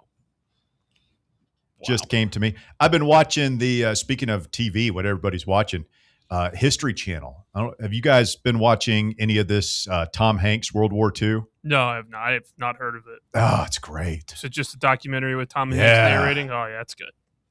Yeah. It's like 20 parts. I mean, it's that Ken Burns thing on the American Revolution was like 7 parts. Yeah. That was like 10 hours. This is like 20 hours. Wow. I haven't watched all of it, but just watching on my phone. I haven't watched a good historical documentary in a while. I think my favorite one I watched recently is Netflix did this really, really good one on the Cold War a few years ago. I saw that. It might be my favorite one I've ever watched. It was like 9 parts, like maybe over 10 plus hours of Cold War stuff, a lot about the bomb. Yeah. Really interesting stuff. Bear's still pretty torn up about how that one ended. Yeah. We know Bear's listening. I know he's listening. He texted me immediately after us talking about the whole chair thing to start the show. He also didn't agree with something you said about Barry Bonds. I don't know what, but well, he's not. Me? That I said? No, that Walker said. Oh, he's not. Bear is not a Barry Bonds guy. No, he thinks his record shouldn't stand. Yeah, I mean, he's got a bit of a point. There's an argument to be made. Barry did transform himself into some sort of cartoonish alien superhero. Yeah. Illegally. Something that he knew was wrong, that other people were doing, granted. And he wanted a piece of that. But I guess Barry's dad never gave him if everybody else were jumping off a bridge, would you do it speech? Guess not. It's not really even a speech. It's just, that's all. I can't tell you how many times my dad said that to me.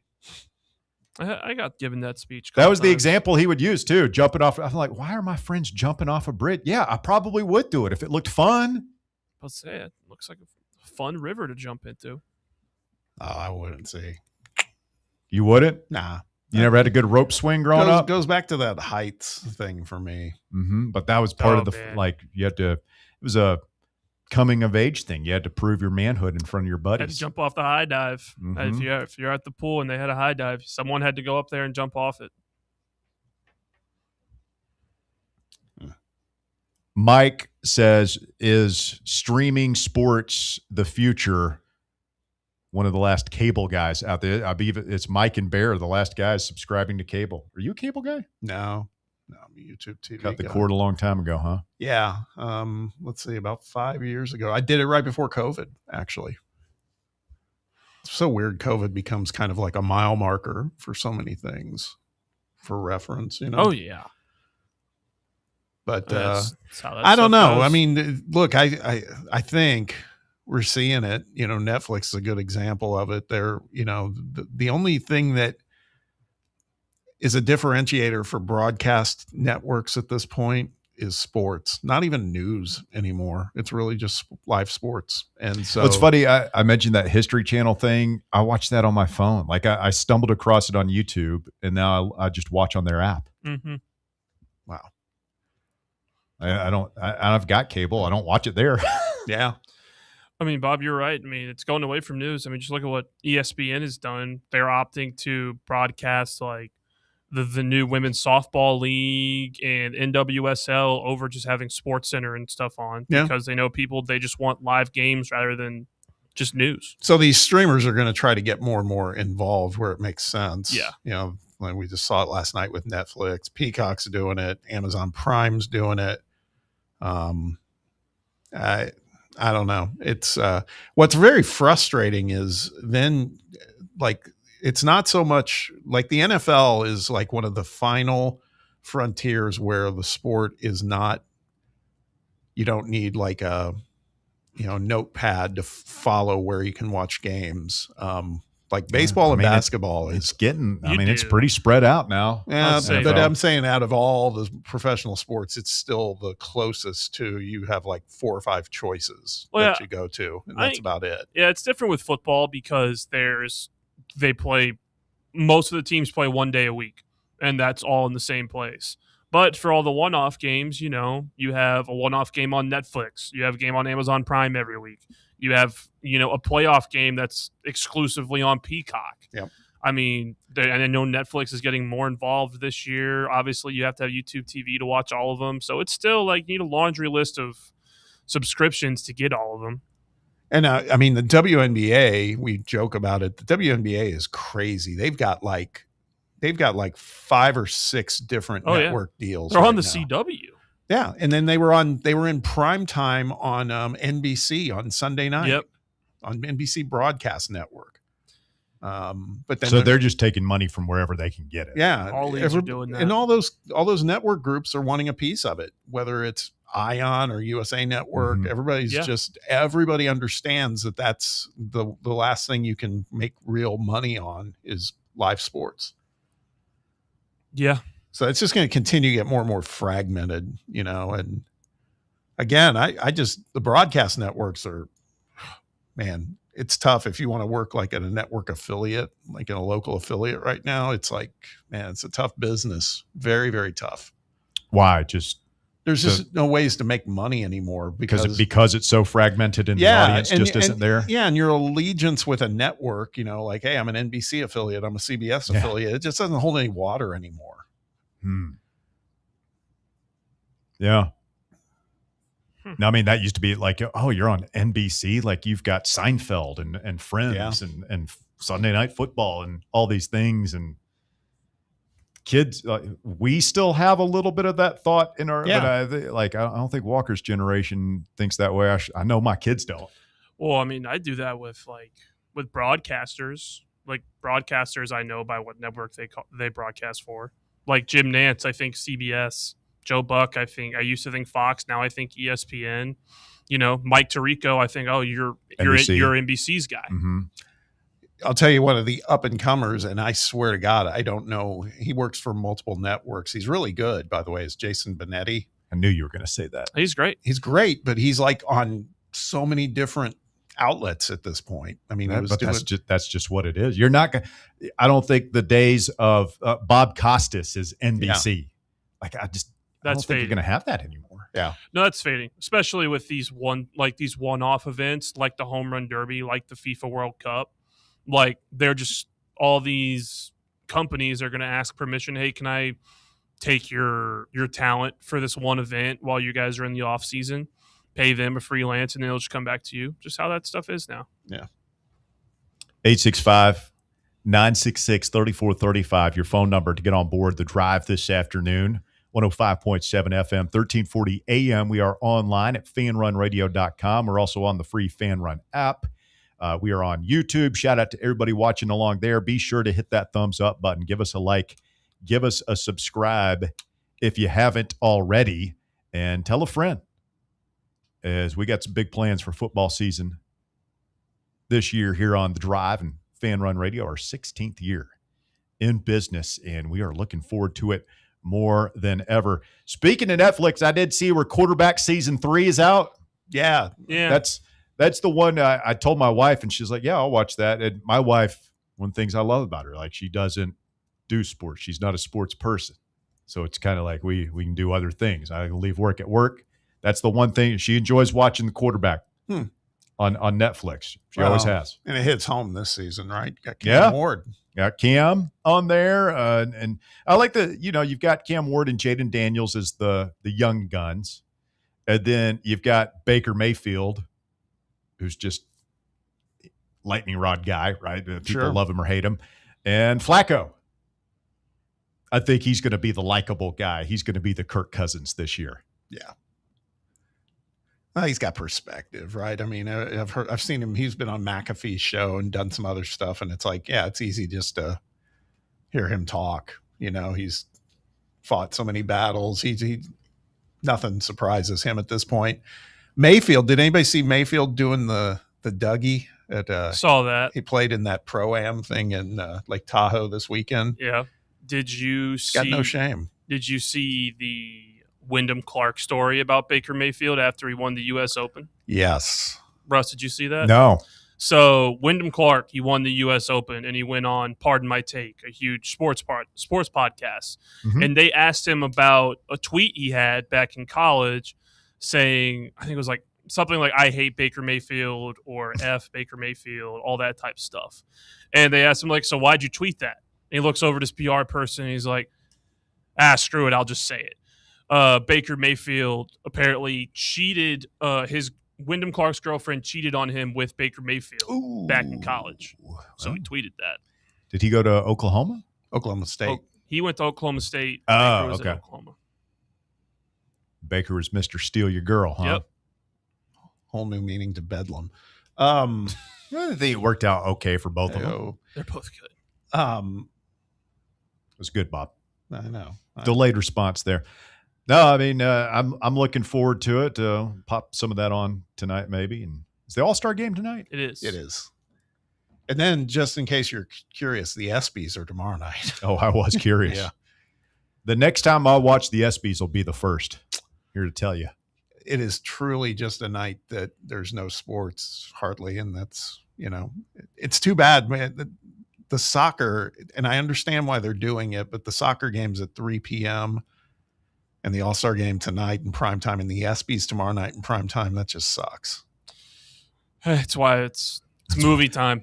Well, yeah, that's why they released quarterback this week. I mean, that's pretty slick move there by Peyton. I believe that's a Omaha Productions. Omaha. Mm-hmm. I started watching. Have you guys ever watched? It's on HBO. I watched the first 2 seasons and then I just quit watching, but not because it wasn't any good. It's fantastic. The show Hacks. Have not watched it. No. About a stand-up comic, Jean Smart. She's won like multiple Emmys for it. It's fantastic, man. It's such a great show. And it's only like a half hour long each episode, which is great. Well, I got to re-up on HBO so I can watch that and House of the Dragon. Hot D. Haven't got in there yet. Hot D, that's what we're calling it. Yeah, that's what the Hot D. That's what the podcasts is that call dirty? it. Is that not something that we should be saying on the radio? No, House of the Dragon. It's the acronym. That's what it is. That's what it is. Hot D. It's an acronym. You can't say that. I don't want to hear you say that anymore. It's an acronym. JR on the text box says, should Tennessee recruit Knox Kiffin? I saw people debating this online last week. No, of course we shouldn't recruit Knox Kiffin. What, are you crazy? Like, first of all, he's not going to come here. Second, even if he did, even if you wanted him, if he were that good and you're like, oh, we need a quarterback, Knox Kiffin fits everything that we need here at Tennessee. He's going to be a mole for his dad. No, we don't want we don't want Layla on campus. We don't want Juice on campus. Okay. No, we are done with the Kiffin's stupid question. No, if you want Knox Kiffin and you're a Tennessee fan, you're a moron. I'm sorry. Just a complete idiot. What an idiot. What if we turn him into a double agent? So you're wanting to go a little underwater 3D chess on us. Why not? But if we can get Knox and You're going to flip him against his dad. Why not? I don't think we could. I don't think Josh Heupel's convinced. I got no interest in Knox Kiffin. Marshall Manning, that's a different story. But how are you going to turn a guy against his dad, Walker?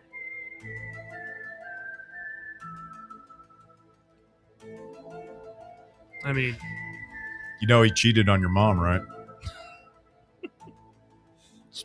We got pictures. We got proof.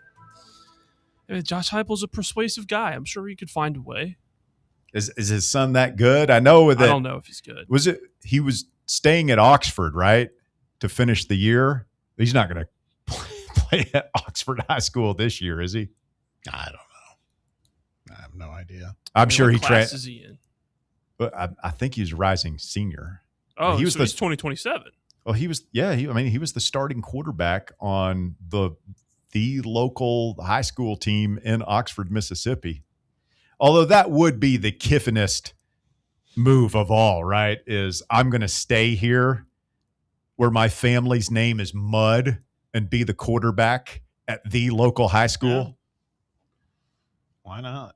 I'll say, God, if he stayed in Oxford, and imagine like that high school Chip off the old block. Imagine that high school season goes not great. You lose a couple games. I mean, those people in Oxford, they will just give that kid hell if that was the case. I hope it does. I hope his season goes poorly. Wow. I'm not going to go full bear and wish the injury on him here this afternoon, but yeah, I hope that Knox Kiffin is a bust. Houdat Vol on the live chat said Knox is currently at University Lab High School in Baton Rouge. Okay. There you go. And he'll walk on at LSU, right? And that'll be obnoxious because his dad will force feed him reps over a more deserving backup. Who knows? Give him the Stephen Pearl treatment. I don't know. I don't know. I mean, I could see him be. You don't know. This is Lane Kiffin we're talking about. You know. I get it, but like, what if? Say the kid can walk on at LSU, or he could go somewhere to like a mid-major and actually play, and he wants to do that. He's going to go play for his dad. What if he doesn't? I mean, listen, you guys are acting like you don't know who this guy is. What is the old saying, Bob? When somebody shows you who they are, believe them? Yeah, that's Maya Angelou talking about there. One of the greats. You know who she was talking about? Lane Kiffin. We know who this guy is. Whatever you think. We don't know who Knox is. He's Lane Kiffin's son. He has the blood of Kiffin coursing through his veins. Whatever you think the worst thing possible that a human being could do, and you're like, oh, no, nobody would do that. That is what Lane Kiffin would do. That's a good point. Now, I can't verify this, but I trust our listeners. Seabrent V3 says on the live chat that Vandy has offered Knox Kiffin a scholarship. I mean, they're idiots. And then Kyle Beach they're says, idiots. He doesn't want to play for his dad because he doesn't want to hear the crap. He said he wanted to play against his dad. Yeah. That's what I'm saying. Okay, that's a pretty Kiffin-y comment, but mark my words, he will be on LSU. He will play for LSU. He'll play for his dad. Get the double. We can make him a double agent. Get him to give us all the secrets.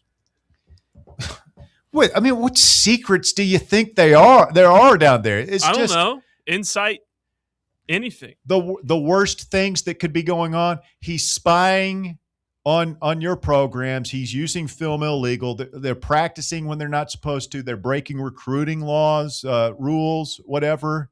All the things they're doing them, man. People act like there's some sort of mystery with Lincoln. Ooh, he's mysterious. I wonder what's going on in there. Oh, you know what's going on in there. He's just a bad guy. It's not mysterious. He's a sociopath. The guy posts that he does hot yoga every morning. He's not a mysterious guy. He just is a dramatic guy. Just so he can post pictures of himself shirtless online so he can get girls. He's a 14-year-old boy who coaches football. That's something we did mention about the workout shirtless convo, is that Lane Kiffin is a big proponent of that. Yeah. By the way, I was at the gym today. Oh, God. Everything was good. That's all. I'm just telling you. Weighing yourself. Good report. Hanging out at the scale, so to speak.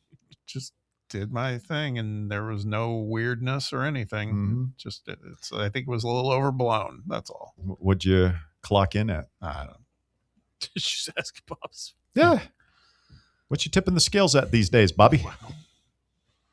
You're not a woman. I can ask you how much you weigh. It's not. Can I guess? Sure. Can you tell me how tall you are? You about 6 feet? No, 6'2". 6'2"? Okay. Yeah. You're a big man. I'm going to say 205. Ah, you're kind. 220? Almost 230. Really? Yeah. Need to start cutting back on those takeout meals, Bobby. That number's been going down for a while, by the way. Come over to my house, and I was out there because it took so long for those Facebook Marketplace folks to come by. I mean, I was out there walking at like 12:30 today, sweating my rear end off. That's good. Get you on the Body by Russell program. Mm-hmm. Walking shirtless, Mm-hmm. jogging shirtless, peeing in the yard. Yep, it's good stuff. Speaking of weight, I know we talked about weight changes. Did we mention what Faison weighed in at? 212? No, 6'4", 225. 225. That's a big dude. GMAC was 212. Yeah. I only weigh a couple more pounds than Faison. I mean, it looks a little different. Basically the same thing. Yeah. Yeah, looks a little different on him. Faison towels up when he's weighing himself. Stay with us. The drive continues on Fan Run Radio, 865-966-3435 if you want to chime in. Back with more after this. The Drive. Check out exclusive Fan Run video content on YouTube. Just search Fan Run Sports and be sure to like and subscribe. White Claw is taking hard seltzer to new heights with White Claw Surge. At 8% alcohol, White Claw Surge is a stronger wave of refreshment that doesn't compromise on taste. Available in 4 bold waves of flavor like ripe blackberry, citrusy blood orange, zesty natural lime, and tart cranberry. Check out your favorite retailer in-store and online for the White Claw Surge Variety 12-pack and 16-ounce single-serve cans. White Claw Surge. Please drink responsibly. Vol fans, reimagine your home at Broadway Carpets and Flooring for any remodeling or building needs. With a variety of carpets, rugs, hardwood, vinyl, and stone, Broadway has all the flooring and installation options you're looking for, including pet-resistant products like Pet Perfect Carpet from Shaw Floors. Visit their showroom in downtown Knoxville or the location in West Knoxville located on Kingston Pike near Pellissippi Parkway today. We really need to get some branded stuff. Shirts, hats, promo items, something professional. I mean, we could just find a website and order a bunch of it ourselves. You could, but you're taking a big risk. You don't know the quality, the fit, the timeline. It's a roll of the dice. Yeah, I guess, but isn't that how everyone does it now? Not the ones who actually care about how their brand looks. Look, if we're putting our name on it, it needs to be done right. We need SM Athletics. SM Athletics? Yeah, they specialize in working with businesses like ours. Apparel, hats, promo gear, but real, customized stuff. They actually care if it turns out right. Probably a lot better than getting stuck with 100 t-shirts with crooked logos. Exactly. Plus, they'll walk you through everything. Sizing, colors, material, so it matches the image we're trying to build. Makes sense. What's the name again? SM Athletics. Trust me, if you want to look like a real company, not a flea market stand, this is the move. If you're serious about your brand, work with people who are serious about getting it right. SM Athletics. Are you thinking of buying a home but don't know where to start? Well, call VFL Josh Travis, your local mortgage expert with Foundation Mortgage, based right here in Knoxville. Whether it's your first home or your forever home, he'll keep the process simple every step of the way. To get started, visit mortgagebrokerjosh.com or call 423-312-9777 today. Foundation Mortgage Company, LLC is an equal opportunity housing company. NMLS number 1387311. As veterans, we're no strangers to helping others. That's what we were taught, service before self. But we do have one question for the veterans listening. When was the last time you reached out for help? If you or someone you know needs resources, whether it's for stress, finances, employment, or mental health, don't wait. Reach out.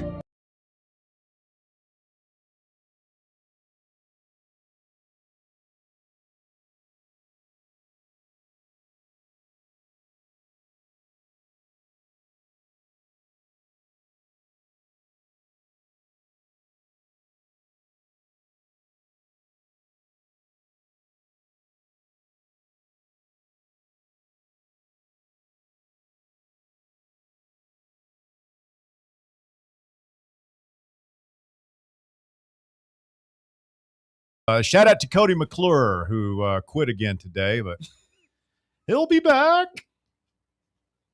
He always comes back. If I know my Cody McClure, he'll be back. It was a surprise, though. I saw him. He was in studio for Talk Sports Hour 3. You know how I know that he's been in studio? How's that? Is because my mic is fixed. And I asked him for the secret, and I think I've got it. There you go. It's actually tilted towards me now. Do I sound better? Can you notice? Do you really notice, or is that something Bear just says and pretends like, oh, no, I know? No, you can tell. Your attenuator is Your attenuator is overmodulating. You're pegging out. The flux capacitor is not functioning at full capacity. No, it definitely sounds better, at least to me. Less echo. Less echo? Yeah. By the way, Phil just chimed in. He said he wishes Bear was on. He's got a love-hate relationship with Bear. Well, he just wants to hear the Russian national anthem is what he wants to hear. He does request that just about every day. Every day he wants to hear it. Heupel's neckbeard says we have a better chance of getting Kiffin than Manning. No Manning is going to sign up for that goofy offense. Goofy offense. By the way, I did check during the break. Knox Kiffin does have his own 24/7 profile there. Yep. He looks like he's about 11 in the picture. Well, Marshall Manning also has his, but he does not have a picture. Marshall Manning, 5'9", 150. I saw some family picture and I was like, is that Marshall? I was like, that doesn't, he's young. Only 5'9"? He's only a freshman. He's a freshman. He's true. He's a freshman. Waiting on that growth spurt. He's a Manning. He'll shoot up like a weed here in a couple of years. How tall is Arch? 6'4"? We'll say 6'2", 6'3". Yeah.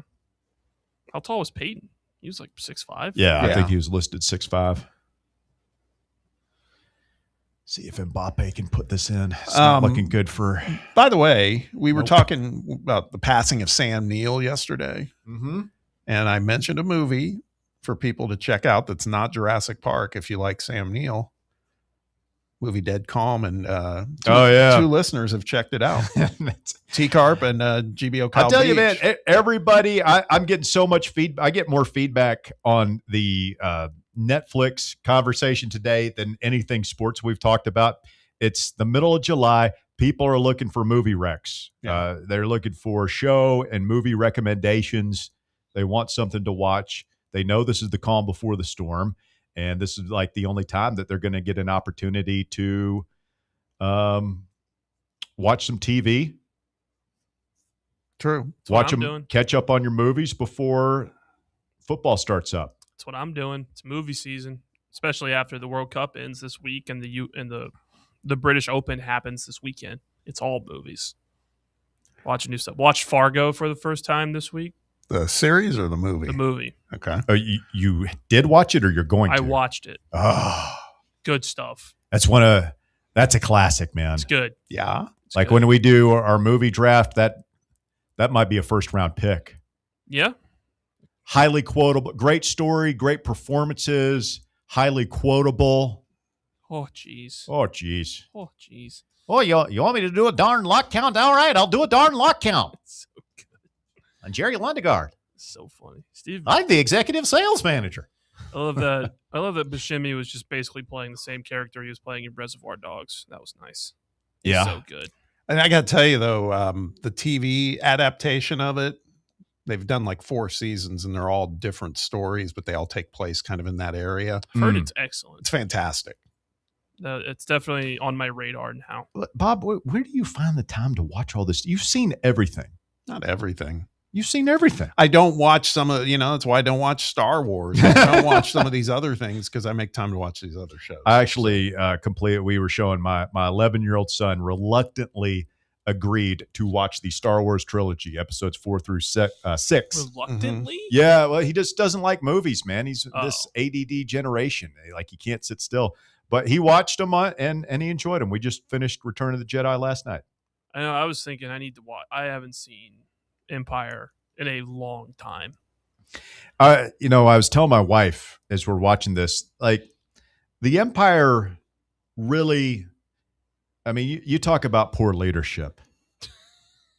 I mean, so many missed opportunities to just quell the rebellion right away, one fell swoop. Just a crisis of leadership between Darth Vader and the Emperor. I mean, who are these guys? They may, whatever your least favorite president, vice president combo are, they make those guys look absolutely competent. Yeah. Some very poor decision making along the way. I mean, look, you don't get two Death Stars destroyed on you without making some poor decisions. I know, right? Like, why have the plans just laying around? Of course they're going to find them and destroy your Death Star. Like, come on, man. Rogue One, great movie. It was a good movie. I got to watch that one again. That's a good one. GBO Kyle Beach said, I forgot how beautiful Nicole Kidman was when she was young. Because that was the Dead Calm, that movie we talked about. That was like one of her first like breakout. Really? Films. Yeah. Is it good? It's great. Go watch it. Very tense. Tom Cruise is in it? No. Sam Neill and that's right. Billy Zane, who's the bad guy. You know, one that I've got, speaking of Tom Cruise, I've got Eyes Wide Shut circled. If you're gonna do the Kubrick thing, watch all the other movies first. Yeah, I do need to watch Clockwork Orange. Clockwork Orange. I told you guys. Full Metal Jacket. I've seen it. I watched 2001. 2001. The other week saw. we talked about what? The Shining. Obviously, seen that. Great movie. So like, I've seen all the big ones except for like Eyes Wide Shut and Clockwork Orange. We got to decide. I know we're getting close to the hour, but how we're going to engineer this movie draft. Is it going to be by decade? Is it going to be by genre? It seems like we're torn on that.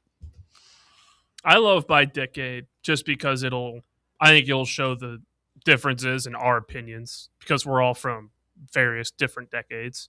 See, I kind of like the genre. We can do genre too. I mean like, Walker, we gotta work on your like steadfastness here. I mean, just you've been hanging out with Bear too. The ease of which it is to change your mind. It's just like I think I'm not changing. I think we should do preference. decades. Here are the reasons why A, B, and C. Well, I think we should do genres. We could do genres. I mean, I'm not changing my preference. I'm Fight just saying for your it's opinion. Also a possibility. I did. I think decades. No, you did. You laid gave down. my opinion. You laid down. You yella. Your whole generation. You yella. We haven't even decided yet. Walker's got the top 5 at 5 when we continue next here on Fan Run Radio.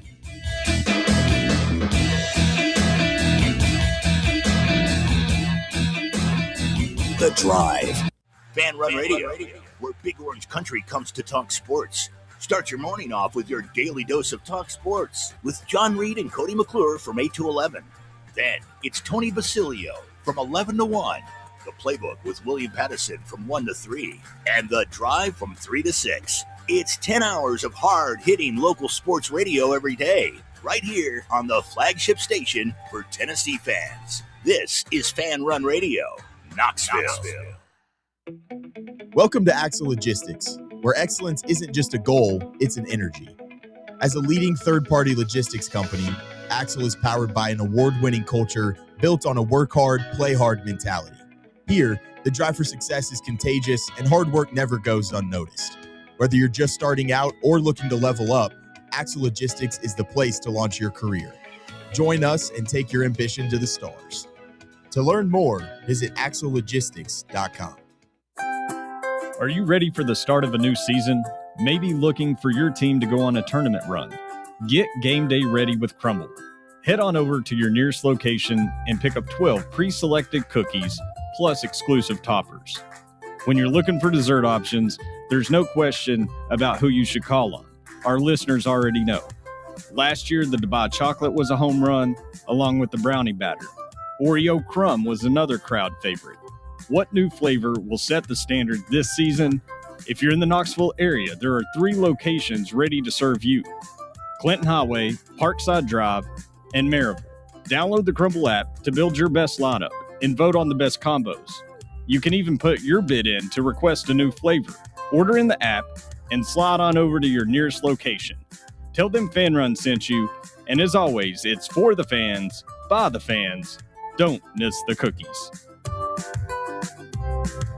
Blackford Veterinary Surgery Referral specializes in surgeries not regularly performed by your pet's general veterinarian. They're currently accepting referrals from vets all across the country. With their newly renovated state-of-the-art surgery center and highly trained staff, clients can rely on professional and thorough care. If your vet says that your pet needs surgery or rehab, ask for a referral to Blackford Vet and let them get your best friend back on its feet. Located conveniently in West Knoxville. For more information, visit blackfordvetsurgery.com. The more you listen to your kids, the closer you'll be. So we asked kids, what do you want your parents to hear? I feel sometimes that I'm not listened to. I would just want you to listen to me more often and evaluate situations with me and lead me towards success. Listening is a form of love. Find resources to help you support your kids and their emotional well-being at sounditouttogether.org. That's sounditouttogether.org. Brought to you by the Ad Council and Pivotal. You're listening to FM 105.7 and AM 1340, WKGN Knoxville, and W289CU Knoxville, Fan Run Radio. Are you ready to show off that confident, radiant smile you've always dreamed of? Well, here at Knoxville Smiles, we're ready to turn your dream into a reality. At Knoxville Smiles, we're more than just a dental practice. We're your partners in achieving optimum oral health.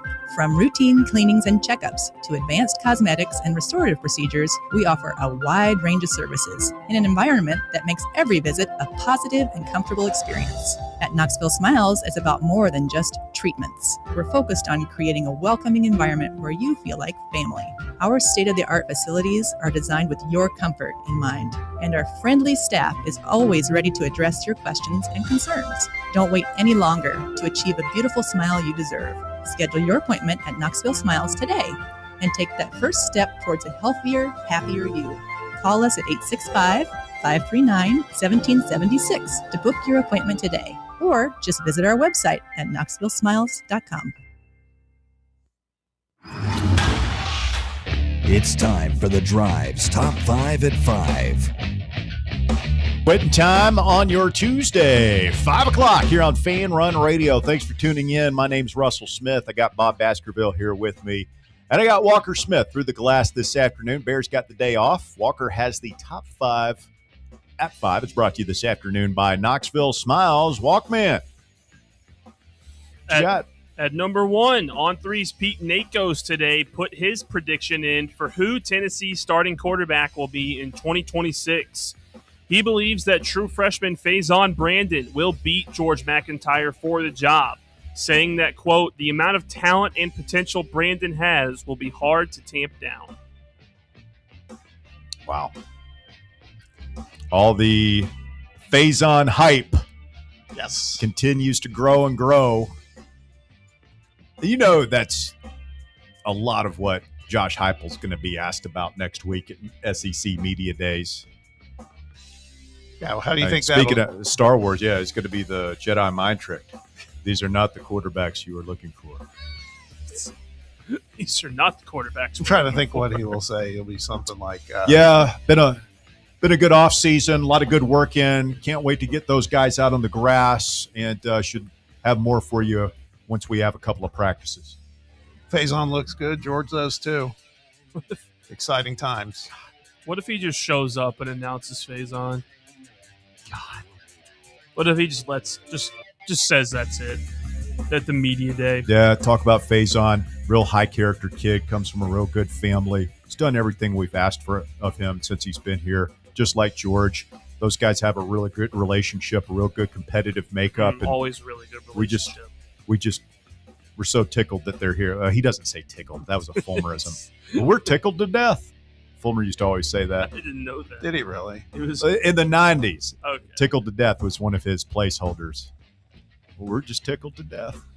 Working my kick. Nobody says that anymore. But Josh will be he'll be in rare form, and I'm sure he'll have Deshaun Bishop coached up. Hey, don't say anything about those quarterbacks. You compliment one, be sure to compliment the other. You're not more comfortable playing with either one of them. They're both great. So I wonder how much prep he does heading into media day. like how much media training he has to do, or is he just naturally talented at not answering questions? It's a good question. I mean, they'll have their sports information director on the flight with them. You think they just go over talking points on the flight down, or do you think they have a meeting beforehand? Give them some practice. Chances are they probably pass a white paper around, and then on the flight they talk. Because I know they've always done that with, like, Bob Kessling would take, especially the freshmen, people who haven't done media, and do practice interviews basically and say, hey, this is more of this, less of that, that kind of thing. So obviously the three that they're taking down there are the three of the guys that they think will shine the brightest for the university, not embarrass them. So I wish they'd take just the most illiterate kids they have on the team, guys with no filters. True freshmen. Just go down there and say whatever's on their mind, just pop off. George sucks, man. That kid's like 190 pounds soaking wet. I hope it's Faison. Yeah. And I know these kids are media trained in high school at this point now. But, like, it would be cool if we get a little bit of unmedia trained Faison at some point if he becomes a starter and he lets, Sure am glad we fun. got Uncle Fluffy out of here. That was the worst defensive coordinator we've ever had. Good to get some real coaching for once. At number 2, according to On3's updated NIL valuation tool, details of Juke Harris's deal to join Tennessee basketball have been released. Harris reportedly will make $4 million this season with the Vols, which ties Harris for the 12th biggest NIL contract across all sports and the 8th highest mark for a basketball player. This top 10, we were talking about this before the show. I think it puts in perspective the differences between football and basketball. These top 10 highest valued athletes, 6 of the top 10 were basketball players. Only 4 for football. And it's the way it is in the pros. The best NBA players get paid a lot more than the best NFL players. And 3 of the 4 football players were quarterbacks. Yep. It just reinforces what I've been saying for months now. I think that we probably goofed, and credit to Rick Barnes for he's got these relationships with our boosters. He can go to our highest donors and say, hey, I've got this guy, Nate Ament, Juke Harris, that's going to put us over the top, but it's going to cost a lot. Can I have your investment? And I don't know if Heupel has that or if he just lets Danny and other people. We know so little about Heupel because he's so closed off. I feel like we're ripping the guy here today, but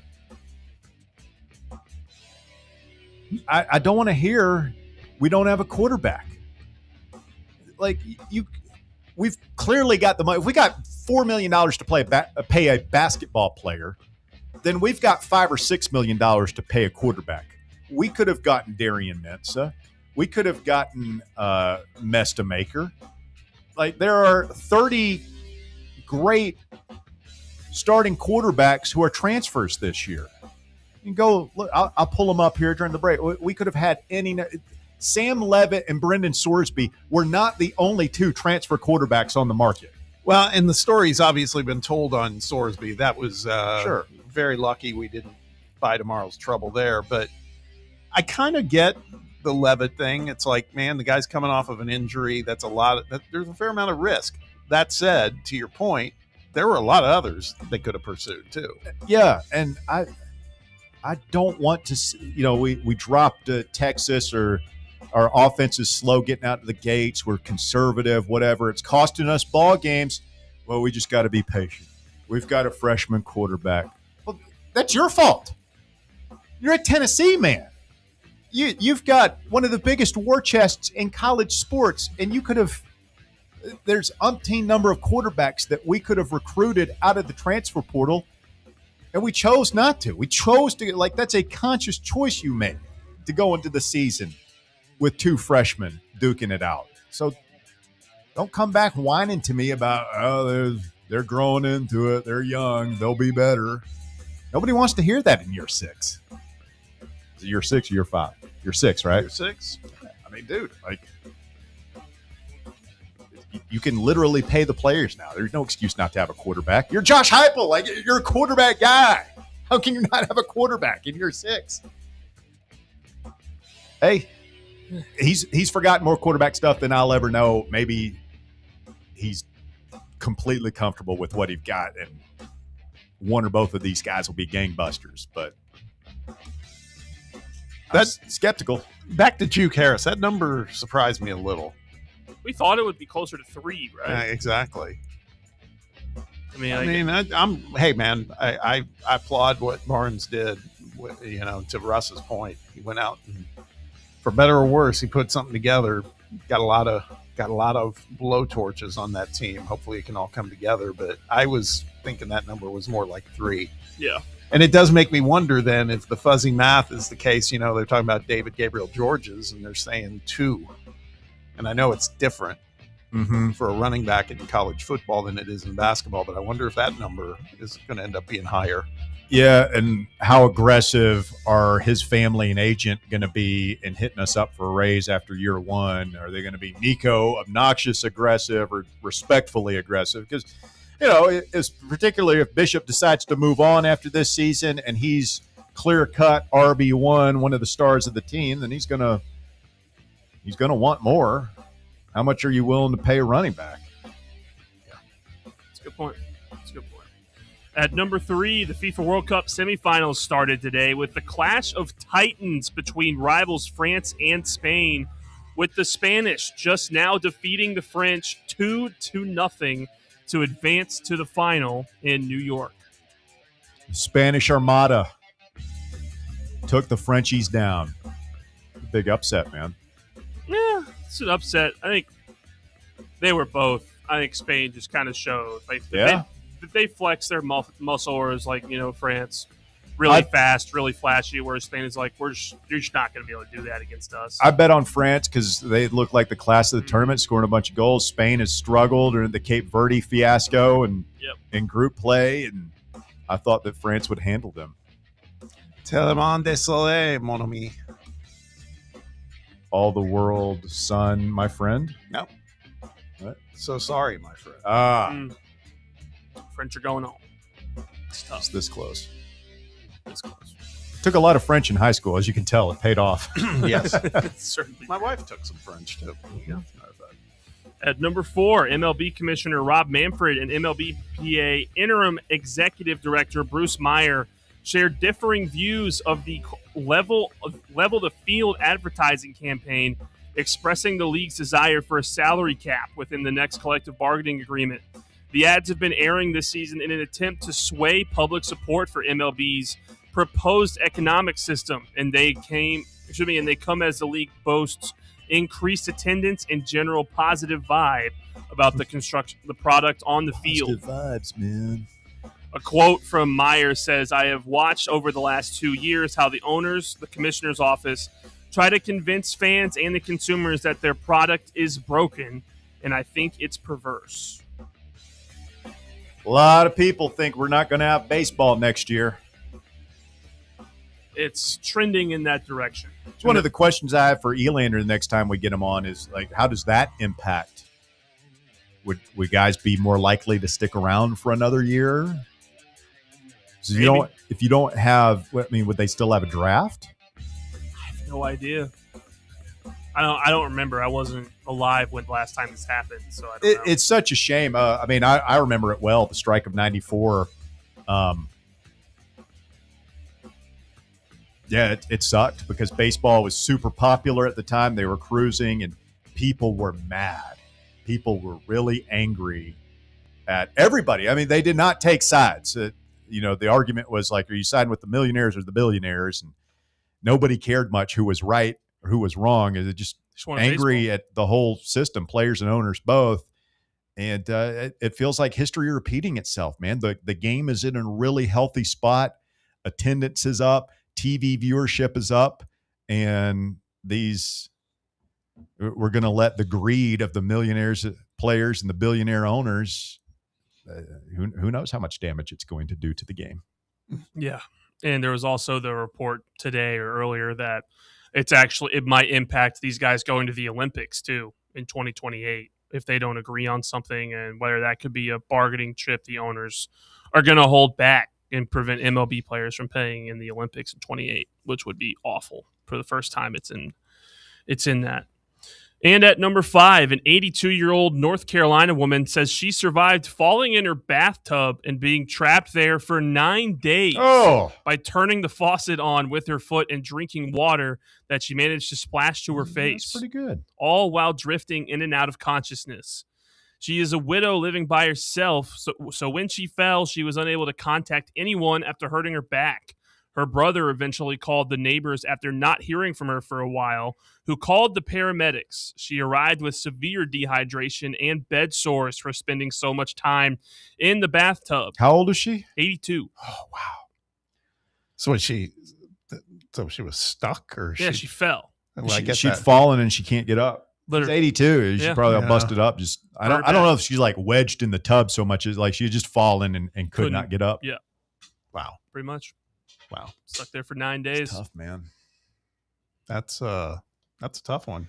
Worry about that when your folks get older, like, you know, not to be too morbid, but like whichever one of my folks passes first, like I thought, like worry about like the other one. You got to check on them. Oh yeah. Mom, you still alive? Not trapped in the tub, are you? That's for real. When you start falling at that age, that's what kills the most people. Yeah. Like grandma just falls, breaks her hip, can't walk again. They go fast. It's awful. It's probably how one of us will go. Well, broken hip. If we're talking about falling, I feel like the prime suspect isn't here today. Well, that's true. But I mean, I've said many times, I'm going for 100. I want to live to be 100, and I'm going to work for a long time too. I'll be doing this at the age of 80, still chasing that championship.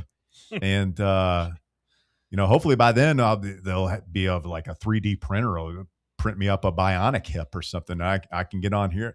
Yes, welcome back to the drive. We've been doing it for 63 years now. No, we'll get you the Colin Cowherd AI version for you. So Vols fans can just go onto the app and have AI answer questions as so you. Wild. I have another kind of a top 5, number 5A. Yeah. 5A and what? Top 5 what? What are we talking about? No, top 5 of 5. Okay. Oh, okay. What we got? Federal and state health officials are investigating whether Taco Bell restaurants have played a significant role in one of the largest U.S. outbreaks of a gastrointestinal illness caused by a parasite that contaminates fresh produce. Mm-hmm. According to 2 individuals familiar with the investigation. The 2 individuals spoke on the condition of anonymity because the investigation is ongoing into the outbreak of the infection, which can cause days of diarrhea and has sickened more than 4,000 people, mostly in southeastern Michigan and some surrounding areas. Wow. Is this, do they call it the not Dunning-Kruger? It's Occam's razor. The most obvious answer is the correct one. Yeah. I mean, we all knew this was Taco Bell at the end of the day, right? The Centers for Disease Control and Prevention said Tuesday that investigators have identified a likely epidemiological link among cyclopsoriasis cases in at least 4 Midwestern states, Michigan, Ohio, West Virginia, and, shocker, Kentucky. It feels like we're kind of hemmed in here. Yeah, marking the agency's clearest public indication that that many of the illnesses are connected by a common source. Cases have been identified in at least 34 states, and additional confirmed illnesses could continue to increase through the end of August. By the way, the Taco Bell over there by the mall, did you see this? No. Demolished. Oh. Really? It is not only did that Taco Bell's been there all my life. Not only did they close, they leveled it. That shopping center used to have it all, man. That used to be a Kmart. Yep. And a Food Lion. And that Taco Bell did business, man. That used to be kind of a hangout when I was in high school. We used to go eat there all the time. Stunned. I drive by there all the time. It was still packed. I mean, the drive-through was always wrapped around. I'm wondering, Because I've seen this happen. They did it just up the road with Waffle House. I'm wondering if they're just building a new. Oh, yeah. Well, they did it. Did you see the one on campus now? Hey, it was like the double-decker Taco Bell. Yeah. Like that thing is tripped out.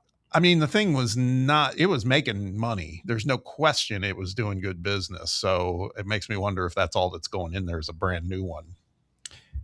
I will say, I mean, they're saying stay away from fresh produce these days. They need to go back to, remember they had like the stucco finish with the arches and all that stuff? They need to go back. Retro Taco Bell.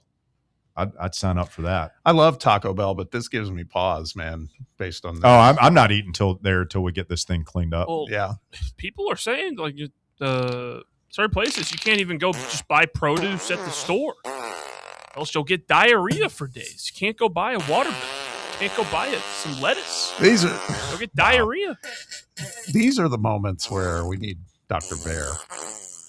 I mean, Bear has been on this story since before it got to this country. Are we sure that this isn't the reason Bear is out right now? Oh, he could have. Let's go live to Bear for an update.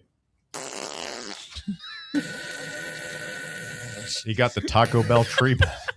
Good God. Bear, get well soon, buddy. I mean, stay away from the produce. Bear. I think we all know what we're getting into when you pull into that Taco Bell. It's late at night. Nothing else is open. You don't feel like a burger. Cookout just won't do. You hear the border calling your name. You pull in there. You're running for the border, man. That used to be their slogan. Run for the border, Taco Bell. You go in there. You know what you're getting into, man. You're rolling. It's rolling the dice at Taco Bell. You guys are too young. Do you remember their jingle they did for a while? No. It was Taco Bell, bring your own TP. No, but it was like, go to Taco Bell. That was it. Taco Bell. I've told you. They changed that. I've never been a Taco Bell guy. Like I don't think anybody is a Taco Bell guy, Walker. It's out of necessity. There are Taco Bell people out there. There are people that ride or die. We call them nuts. Crazy people. I don't like to go to Taco Bell. I'd rather late night spots. Go to drive-through cookout, or you can go to Waffle House. There's plenty of other options. Yeah, I mean, Crystal used to stay open late at night. That was good. When I was in high school, college, if you wanted a meal after midnight, it was Taco Bell or Crystal. Like those were the only two options. And I lean Crystal most of the way, but every now and then you got to go in. You got to go in hot for that Taco Bell. Yeah. Just make sure that you're near decent facilities when it's all over in the next 24 hours, and take care of yourself because you know what you're getting into. Wow. Phil just chimed in and said, enjoy hearing farts on the air, but is Heupel going to get it done? Josh Heupel, big Taco Bell guy. He also asked, and this is a fair question, you know who hasn't called for a while now is Joshy Boy. Oh, Joshy Boy's a huge Taco Bell guy. Yeah. You can tell that Taco Bell people, like whether they're frequent the Taco Bell or not, just by looking at them most of the time. But you know a guy, you know whether he's Taco Bell or not.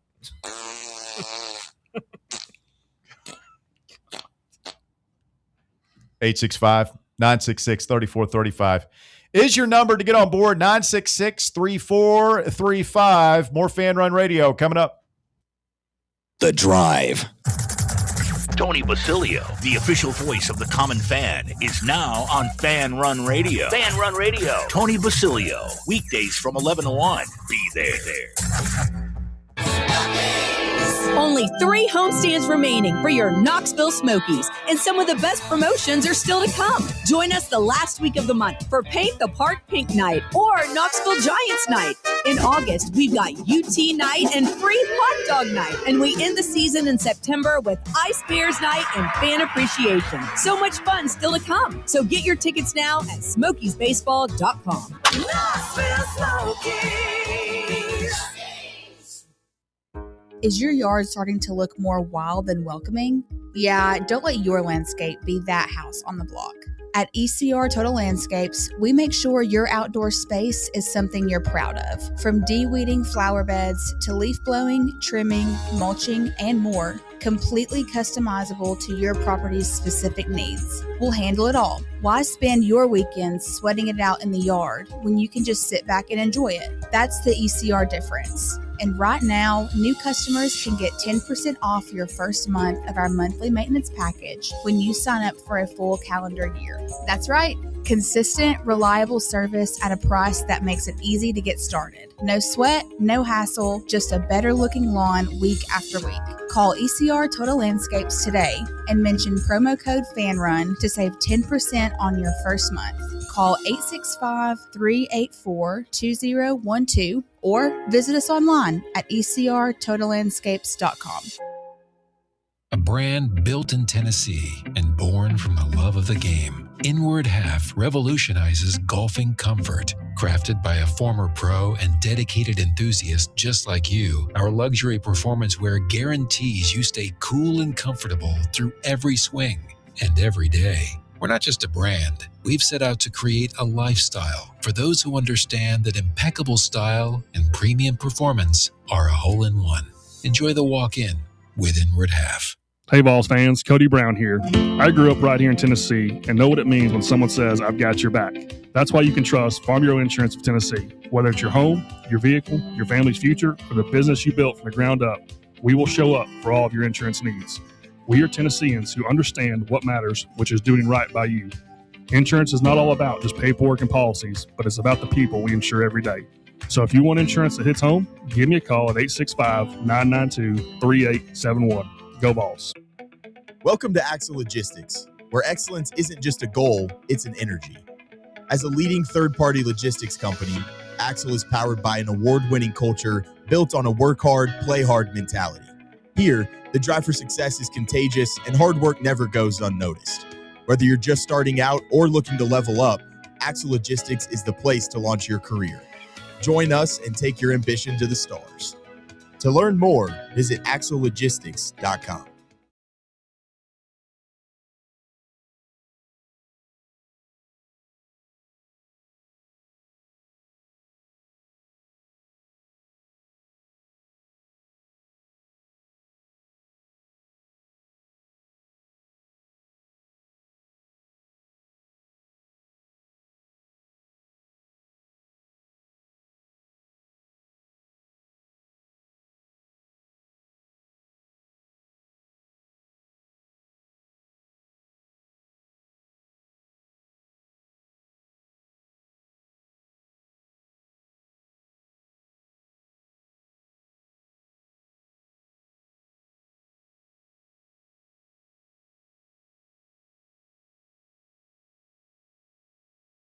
Has any uniform, jersey, equipment needs, SM Athletics can make it happen for you. If your business wants some screen print, some embroidery, you want some polos with your logo on them, T-shirts, something like that, SM Athletics can make it happen. Give them a call at 865-966-3434 or just check them out online at smathletics.com. Did you guys see the news about Christian Mays? No, I did not. You can ask, Walker. What's the news about Christian Mays? Who the hell is Christian Mays was the one I thought you were going to go with, because that's the reaction I had too. He is the junior college defensive lineman that committed to Tennessee a month or two ago. So he is unranked according to the Rangers JUCO prospect. Okay. Seems like we don't sign many of those anymore. Not necessarily. But he got his official ranking from Rivals.com today. 6'4", 320-pound defensive lineman, chose Tennessee over Auburn. According to Rivals, he is the number one junior college defensive lineman in the country heading into the season. Number 2 overall player in junior college for 2027. Well, that was met with a resounding indifference. I thought it was pretty cool. We've got the number one JUCO defensive lineman in the country committed. Come on, it's good. Pretty good. Yeah, I mean, I like having him. It's just these JUCO guys.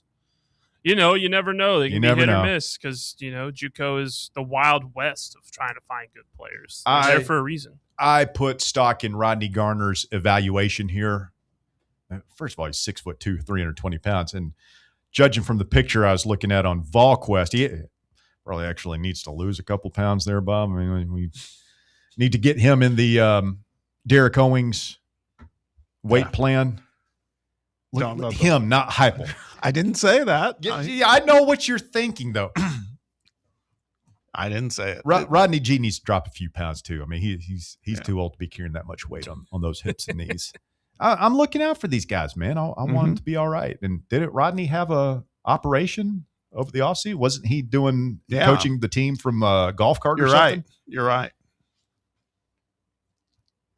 Get him on that semaglutide or whatever. GP1s, GP3s, semaglutide. GLP1s, glutides. Yeah. This is the kind of medical advice you come to Fan Run Radio for when you got the three of us just butchering things. Yeah, and Dr. Bear's not here to tell us how wrong we are about all of this. Christian Mays. Remember that name. What position did you say he played? Defensive line, Walker. I mean, good grief. It's just something about like that room that you just precludes people from paying attention. I just forgot. You get a contact high from sitting in Bear's chair. I mean, good grief. Go to the phones. Just asking. Roberto, good afternoon, Roberto. You're on the drive, Fan Run Radio. Yeah, a couple of things, but number one, how do you go from unranked to the number one overall defensive lineman and number two? Good question. Unranked. My guess is, and I'm not a recruiting expert. I don't know how Rivals does their thing. Maybe they didn't rank this class of junior college players until this summer. Maybe. I mean, you would think, Tennessee's not what they used to be, and neither is Auburn. But you would think if a guy's choosing between Tennessee and Auburn, two pretty elite defensive line programs historically, you would think that he would have a ranking. Let me tell you something else about this young man, Bob. Pretty elite neck tattoo. That's like all right. When you get a neck tattoo, because you get a neck tattoo, that tells me something. You're all in because you ain't getting any other job. When you get a neck tattoo, you're either a football player, rapper, or just some guy on the corner. So this tells me this young man is going all in on football, that he's going to be a pro, because otherwise, why would you get your neck tatted up like that? Yeah, or he's going to prison, but also probably a great football player if he's going to prison. Yeah, they're not mutually exclusive. No. Wow, did you watch Spain absolutely lay it too? Hey, man, how about what that? I thought was a Death Star today. They kicked their ass. That wasn't even a game. It kind of felt like, it's when one of these really high-powered offenses goes up against just like a solid, really well-coached defensive team. Really good defense, yeah. Like that's what it felt like. Like Spain just shut down whatever they This is the worst ass whooping the French have taken since the Nazis showed up.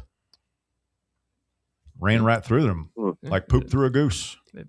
Speaking of that, that, I mean, we can thank them for our freedom, but they can thank us the same way. Yes.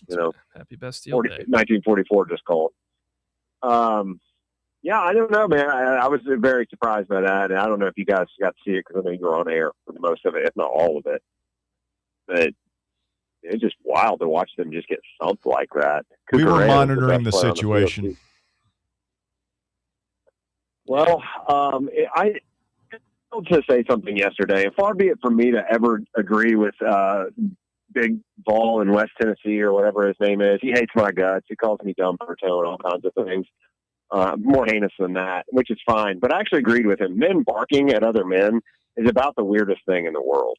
I can deal with the milkmen cheerleaders, but grown men on all fours barking at that's a wild situation. I was in Athens in 2000 and let's see, it was the Eric Ainge and Brent Schaefer game. So was that 05? 04. 04. 04. And I watched another man from Georgia to a Tennessee fan walk up, bite the shoulder of his shirt, and rip it open with his mouth and start barking at him. I mean, that's grounds That's unhealthy to fight. behavior. Somebody rips your shirt, you got to fight, right? I've seen I've seen video of the. Have you confronted Georgia fans where they're on all fours? Have I confronted them or like come up to them? Yeah, I've seen. No, I'm saying, yeah, have you come across them? Let's put it that way. Oh yeah, for sure. Okay. Wow. Yeah, that's wild stuff, man. Like there's these some guys. We were in a gravel parking lot like before the game, and they were like hauling at the gravel, like cutting their hands like a bunch of Neanderthal. It was one of the wilder things I've ever seen in my life, and that was like the first time I'd really encountered, I guess is a better word, Bob, them barking and acting like complete animals. Yeah, I was going to say I call A&M a cult. That sounds like cultish behavior, honestly. It's almost like they were Vikings in Berserker or something, and they'd done, a crap load of shrooms. I mean, like it was very strange situation. Yeah, I've been to A&M and I've been to Athens both multiple times, and I can tell you right now, A&M is strangely less culty, and that's hard to believe. I know. It is a bold statement. I'm just not an Athens guy. That's a bold statement, but you know what? Again, a friendly cult versus a non-friendly cult. What do you want to be a part of, Russ? I mean, you're really big into cult stuff, I love right? cults. You're a big Waco guy, yeah. Right? Do you want to be part of a mean cult or a nice cult? What's a nice cult? I don't know. You tell me. I mean, if you call an A&M a cult, they're some of the nicest people I've ever been around. Oh, I see what you mean. Or do you want to be a part of a cult that literally chews on people's shirts? Oh, that's a good point. Paws at the ground like a bunch of animals. I'd rather be an A&M fan than a Georgia fan. I mean, I know Georgia wins more, but the A&M, the vibe around A&M, I mean, it's unique. They've got their own thing happening down there. It's weird, but it's their own thing. Yeah. They got great bar scene. I believe the last place I went to down there was the Stockyard, I believe is what it's called. That whole vibe is, again, they're weird. Admittedly, they're weird. But they're not rude. And they're actually quite nice to hang out with. So A&M over Georgia any day of the week. Sorry, I agree with you, Big Ball in West Tennessee or whatever your name is. I know that probably makes you disdain me even more. Wow. I have a question about the baseball team, and I'm going to jump. This Honiger, you know who I'm talking about? You cut out there a little bit. Cole Coninger, yeah. Coninger, okay, sorry. I forgot how good he is. Like, some people are saying he's going to be in our starter. Yeah, I don't know, man. Know that. Nobody knows. I mean, Josh Elander doesn't know who his starters are going to be yet. But, I mean, we signed, 5 or 6 guys who are the top 100 that are actually going to make it to campus? Yeah, I don't know if anybody had a better weekend this weekend than I mean, you had to put a number on it. I don't know what it would be, but I think we got lucky. Guys, I'm going to let you go. Have a great day. Thank you, Roberto. Appreciate the phone call.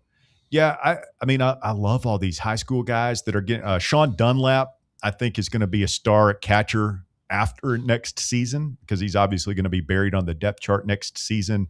Coninger, I mean, he might be a pitcher. So we don't even know really where he figures in. But I think that it's going to be hard for a true freshman to break into the starting lineup next year as far as a fielding position goes. That's why I asked McKee in hour number 1 to go through it. Because he said, it's interesting. He's saying still Levi Clark at first, and then he's putting Grimmer at third. No, Grimmer in left. He was putting Sanders. Oh, that's right. Yeah, because he put Sanders at. I think Sanders is going to be third. I think the Hanoyan at second, Chris Ramirez at short. Mm-hmm. Grimmer or Clark at first. I kind of like Grimmer at first, then Clark in left, the Duncan kid in center, and then Blaine Brown in right with Kersey as the DH. But that just goes to show you're going to have trouble cracking that lineup as a true freshman. You're going to have to be better than one of those guys we just listed.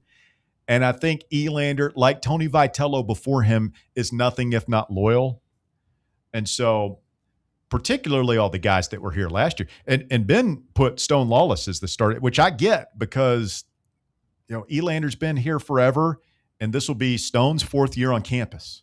So, like, it would not surprise me at all if Stone Lawless starts as a catcher next year, but that just means that somebody else that we just listed is going to be on the bench. So you're going to have to be really good if you're Cole Coninger, Sean Dunlap, AJ Curry, Jackson Wood.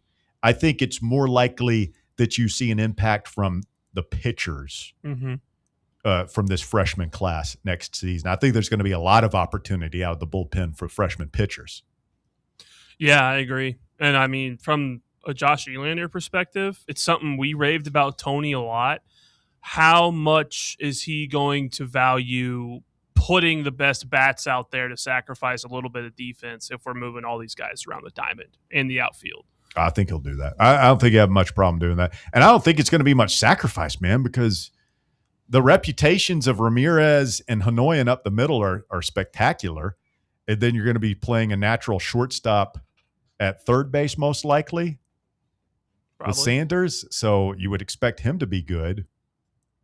Grimmer or Clark, I would imagine, would be pretty good at first. So the competition for those spots is going to be huge. It's a good problem. Good problem to have. 865-966-3435 is your number. If you want to get in here after Roberto drops off, 966-3435. Speak now, forever hold your peace. The shocking conclusion of the drive up next right here on Fan Run Radio. The Drive. 105.7 FM, 1340 AM. Online at fanrunradio.com and streaming on the free Fan Run Radio app. This is Fan Run Radio, Knoxville. What kind of day is it? It's a White Claw day. Grab a pack, grab your friends. Everything else in life can wait. Your friends shouldn't. Let's go. White Claw. Grab life by the claw. Please drink responsibly. Hard seltzer with flavors. White Claw Seltzer Works, Chicago, Illinois. Citizens National Bank. Life is more fun with a Good Life account, offering extra benefits, including bank travel. Experience the trip of a lifetime to Ireland. Explore rolling green hills, historic castles, and charming villages across the Emerald Isle. Get in on the fun. Call 865-429-7935 today. Citizens National Bank. Banking never felt so good. Member FDIC. Located in Knoxville's historic Old City, Barley's offers great food, live music, the best draft beer selection in town, and now your new favorite place to watch sports. Their indoor projector is perfect for any weather, and they've revamped their upstairs area with more TVs to take in all of the action. Their menu features hand-battered chicken tenders, juicy burgers, fresh salads, and the tastiest pizza in Knoxville. You can enjoy their happy hour drink specials daily from open until 6 p.m. Barley's Tap Room and Pizzeria. Okay, so we really need uniforms and equipment for this season. Can I trust you with that? Cool, I'll just order them online. What? Yeah, I'm going to hop online and I'm going to get them ordered. Hold up, that's not a good idea. We shouldn't just spend money on some random online retailer, okay? I mean, it seems pretty convenient. Trust me, it's a terrible idea. Let me simplify this for you. SM Athletics. Okay, how do you pronounce it? SM Athletics? They're the go-to for uniforms and equipment, whether it's for universities, high schools, youth leagues, you name it. So why wouldn't you rather go with professionals who can guide us through the process, design the perfect uniforms, and deliver the best equipment? Yeah, I guess that makes sense. What's the name again? SM Athletics. Right. It's definitely smarter to go with a company that emphasizes customer service, fair pricing, and, of course, excellent products. Exactly. So, yeah, I guess it's settled then. For uniforms and equipment for all sports, it's SM Athletics. Fall fans, reimagine your home at Broadway Carpets and Flooring for any remodeling or building needs. With a variety of carpets, rugs, hardwood, vinyl, and stone, Broadway has all the flooring and installation options you're looking for, including pet-resistant products like Pet Perfect Carpet from Shaw Floors. Visit their showroom in downtown Knoxville or the location in West Knoxville located on Kingston Pike near Pellissippi Parkway today. Where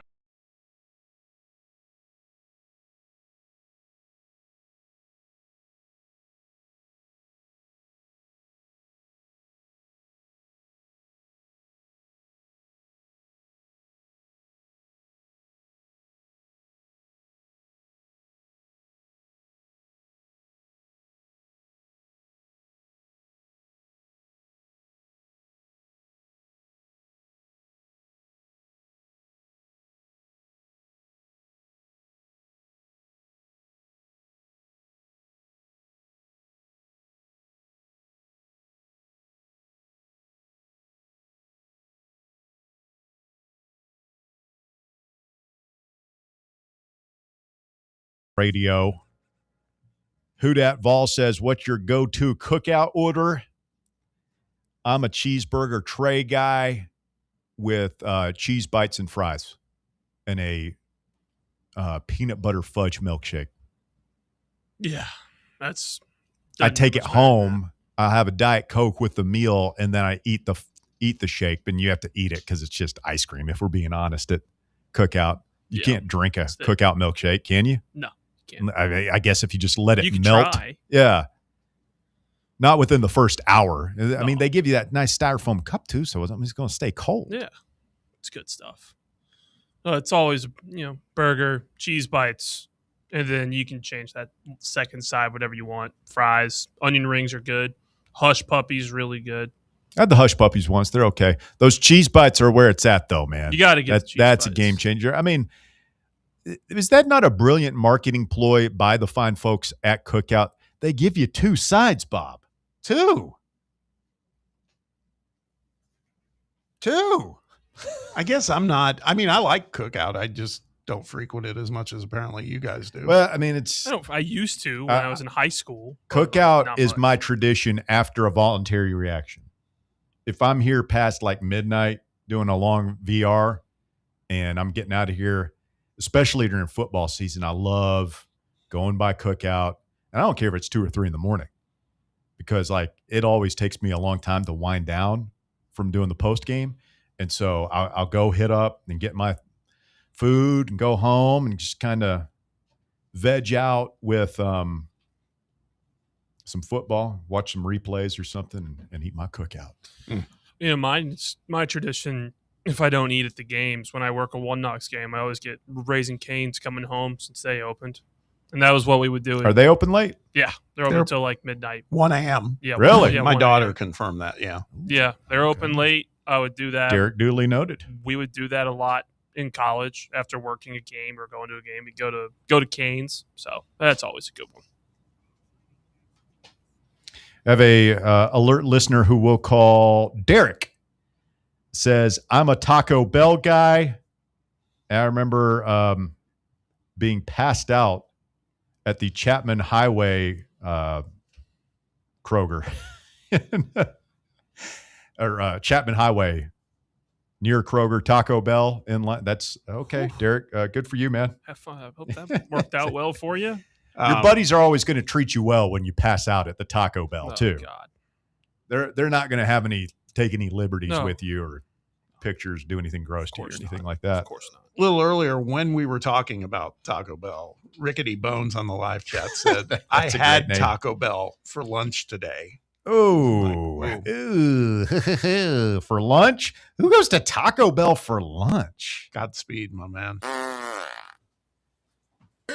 Hate to be at that office bathroom later. Sorry, Ricky. What? Rickety Bones. Rickety Bones. Yes. Rickety Bones is going to be on the rickety throne this evening. Sounds like 865-966-3435. Your number. Let's get Tim in here next. Hello, Tim. Hey, don't forget about Gus's Good Times Deli on Melrose late at night. Yes. On Melrose? I think it's Melrose or the one that leads up to Hess Hall. I'm sorry. I was thinking the chicken place for a minute. Okay. Yeah. And I've been, just like I guess it was Roberto said, I've been to games at College Station and Athens. College Station, hands down better. That 2016 game, I think, is the first time we ever went there. They were super friendly. That's the year that Hurd crapped out on us. But man, the thing about that school, they're smart. That's why they're weird, because you got to be smart to stay in school there. I would love to go to a game there, man. I mean, it's voluntary reaction it's a blessing and a curse because it's really fun. I think it's a great program, but it also, I mean, you can't go anywhere. Can't go anywhere. Yeah, well, we appreciate you doing that sacrifice you make. But I mean, it's a big sacrifice, Tim. I think that it's statue worthy, quite frankly. Where do you want the statue built? Out here in front of the White Claw Hard Seltzer Studios. Just right out I'll back. defend Bear on the I don't have cable, but I have Dish Network, which I can stream to any laptop wherever I'm at. But how are you going to catch the Panzika crew on the high school football games on Friday night if you don't have satellite or cable? You know, that's gotten to be a better watch than the college football. I think the high school is light years ahead of what it used to be, and now they're without the NIL so much affecting everything. That's some good football to watch. Isn't that something that you can watch the high school games now? I mean, what a world we live in. Like if there's a big high school game, you can watch it. You'll find it somewhere online. Yeah. Companies like NFHS, Diamond Clear, they all stream that stuff. It's really good. And his crew is much better than Testicle Tour or whatever his name is, Joe Testator. He's much better. I love Testator. High praise for Lucas Widespread Panzika, proud graduate of the Fan Run Academy of Broadcasting this afternoon. Testator will make There you go. Testator makes a timeout. Thanks for taking my call. Thanks, Tim. Appreciate it. Testator makes a timeout sound like the world could end. You know, everything's so dramatic. And it's a 3-yard gain in the second quarter. We're back with more of Kentucky and Wright State after this. That's what I want, man. I don't need like the monotone type of deal that you just go through the game as a broadcaster. I love Testator. 2-yard pass out in the flat. Buckle up. I love it. It's about to get real. I love it. Like, I've always been a Gus Johnson guy. I love Testator. Like, these guys that have a lot of energy. I love it. We're live in Toledo. It's Youngstown and Marksburg. You can throw the records out the window when these two get together. Love it. I mean, it's nice. I mean, there's something to be said for being excited about what you do. It's good stuff. Watching high school stuff on cable too. It's the purest form of football. Shame there's schools out here trying to ruin it. FIFA has confirmed the World Cup closing ceremony. It's coming up Sunday. Bob is very excited about this for a variety of reasons, but they're going all out on closing ceremonies for the World Cup. They're going to feature, amongst others, Tom Cruise is going to be there on Sunday. Laura Pausini. I don't know who that is. Nicole Scherzinger. Okay. Scherzinger. Who's that?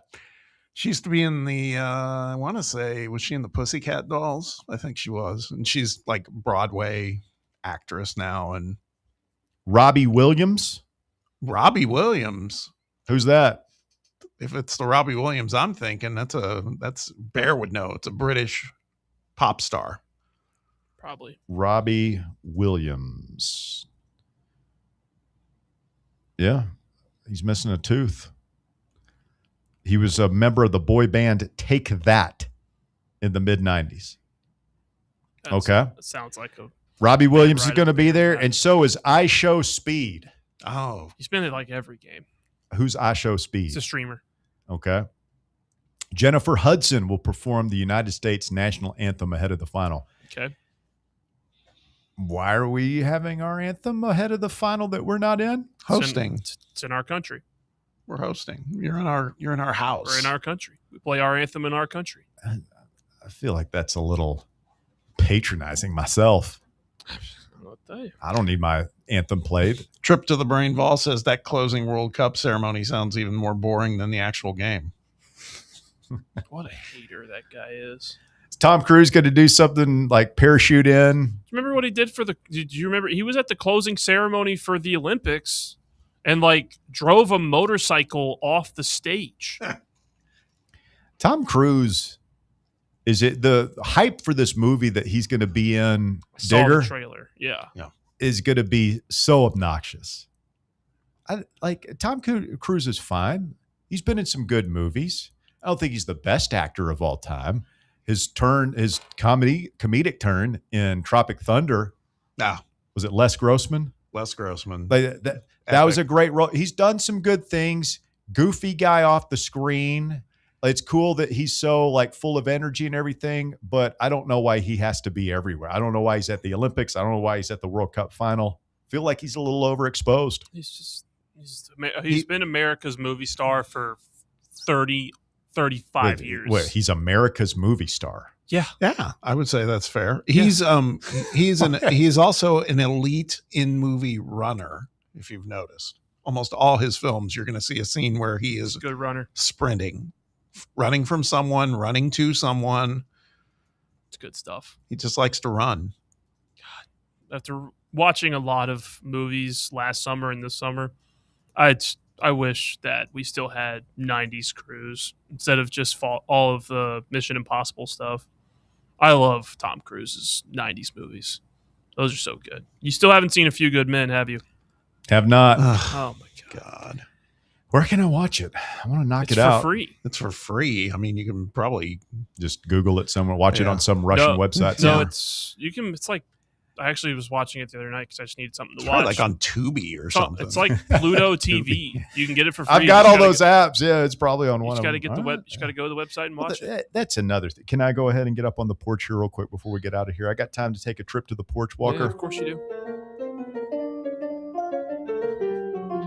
I mean, you talk about finding sports.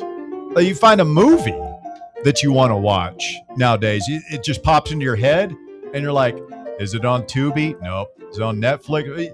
Like, you got to go through the hierarchy of rankings, right? Because if you just Google it, that's never right. Yeah. What is A Few Good Men on? It'll say it's on Netflix, but it's not on Netflix. It's not on Prime. It's not on HBO. It's not on Hulu. It's not on Peacock. Pretty soon you get down to Tubi or Pluto. We've all got Tubi and Pluto. It's the last resort, right? You're like, oh, God, I'm opening up Tubi. We and then flip side, what is the deal with you can find the TV show The Office on like three separate services, like 3 or 4 different channels. Yeah, that's how a lot of these TBS, Comedy Central, I mean, it goes on and on. The Office is everywhere. It's the new Andy Griffith. I mean, these individual movies, they treat it like sports. They'll just let people pay them to show their stuff on whatever they want. If you got 3 different companies wanting to sell you, if you can come up with an app that I can just like Google search in, and it will tell me, and it's like linked up to all the other apps, and it will tell me exactly where the movie I want to watch is, I would pay for that app. Oh, you just got to. I mean, what do you have, like a Roku or a Fire TV? No. That's what you got to do. If you get like a Roku, a smart TV or something like that, you search it on that and it'll show you exactly where it is. Derek, duly noted. We can get off the porch. Mm-hmm. Thank you, Walker. Walker's out tomorrow. Bear will be back, but tune in anyway. Got Chris Lowe tomorrow. Hey, and Trey Wallace. It's going to be a baller edition of The Drive, 3 to 6 here on Fan Run Radio for Bob and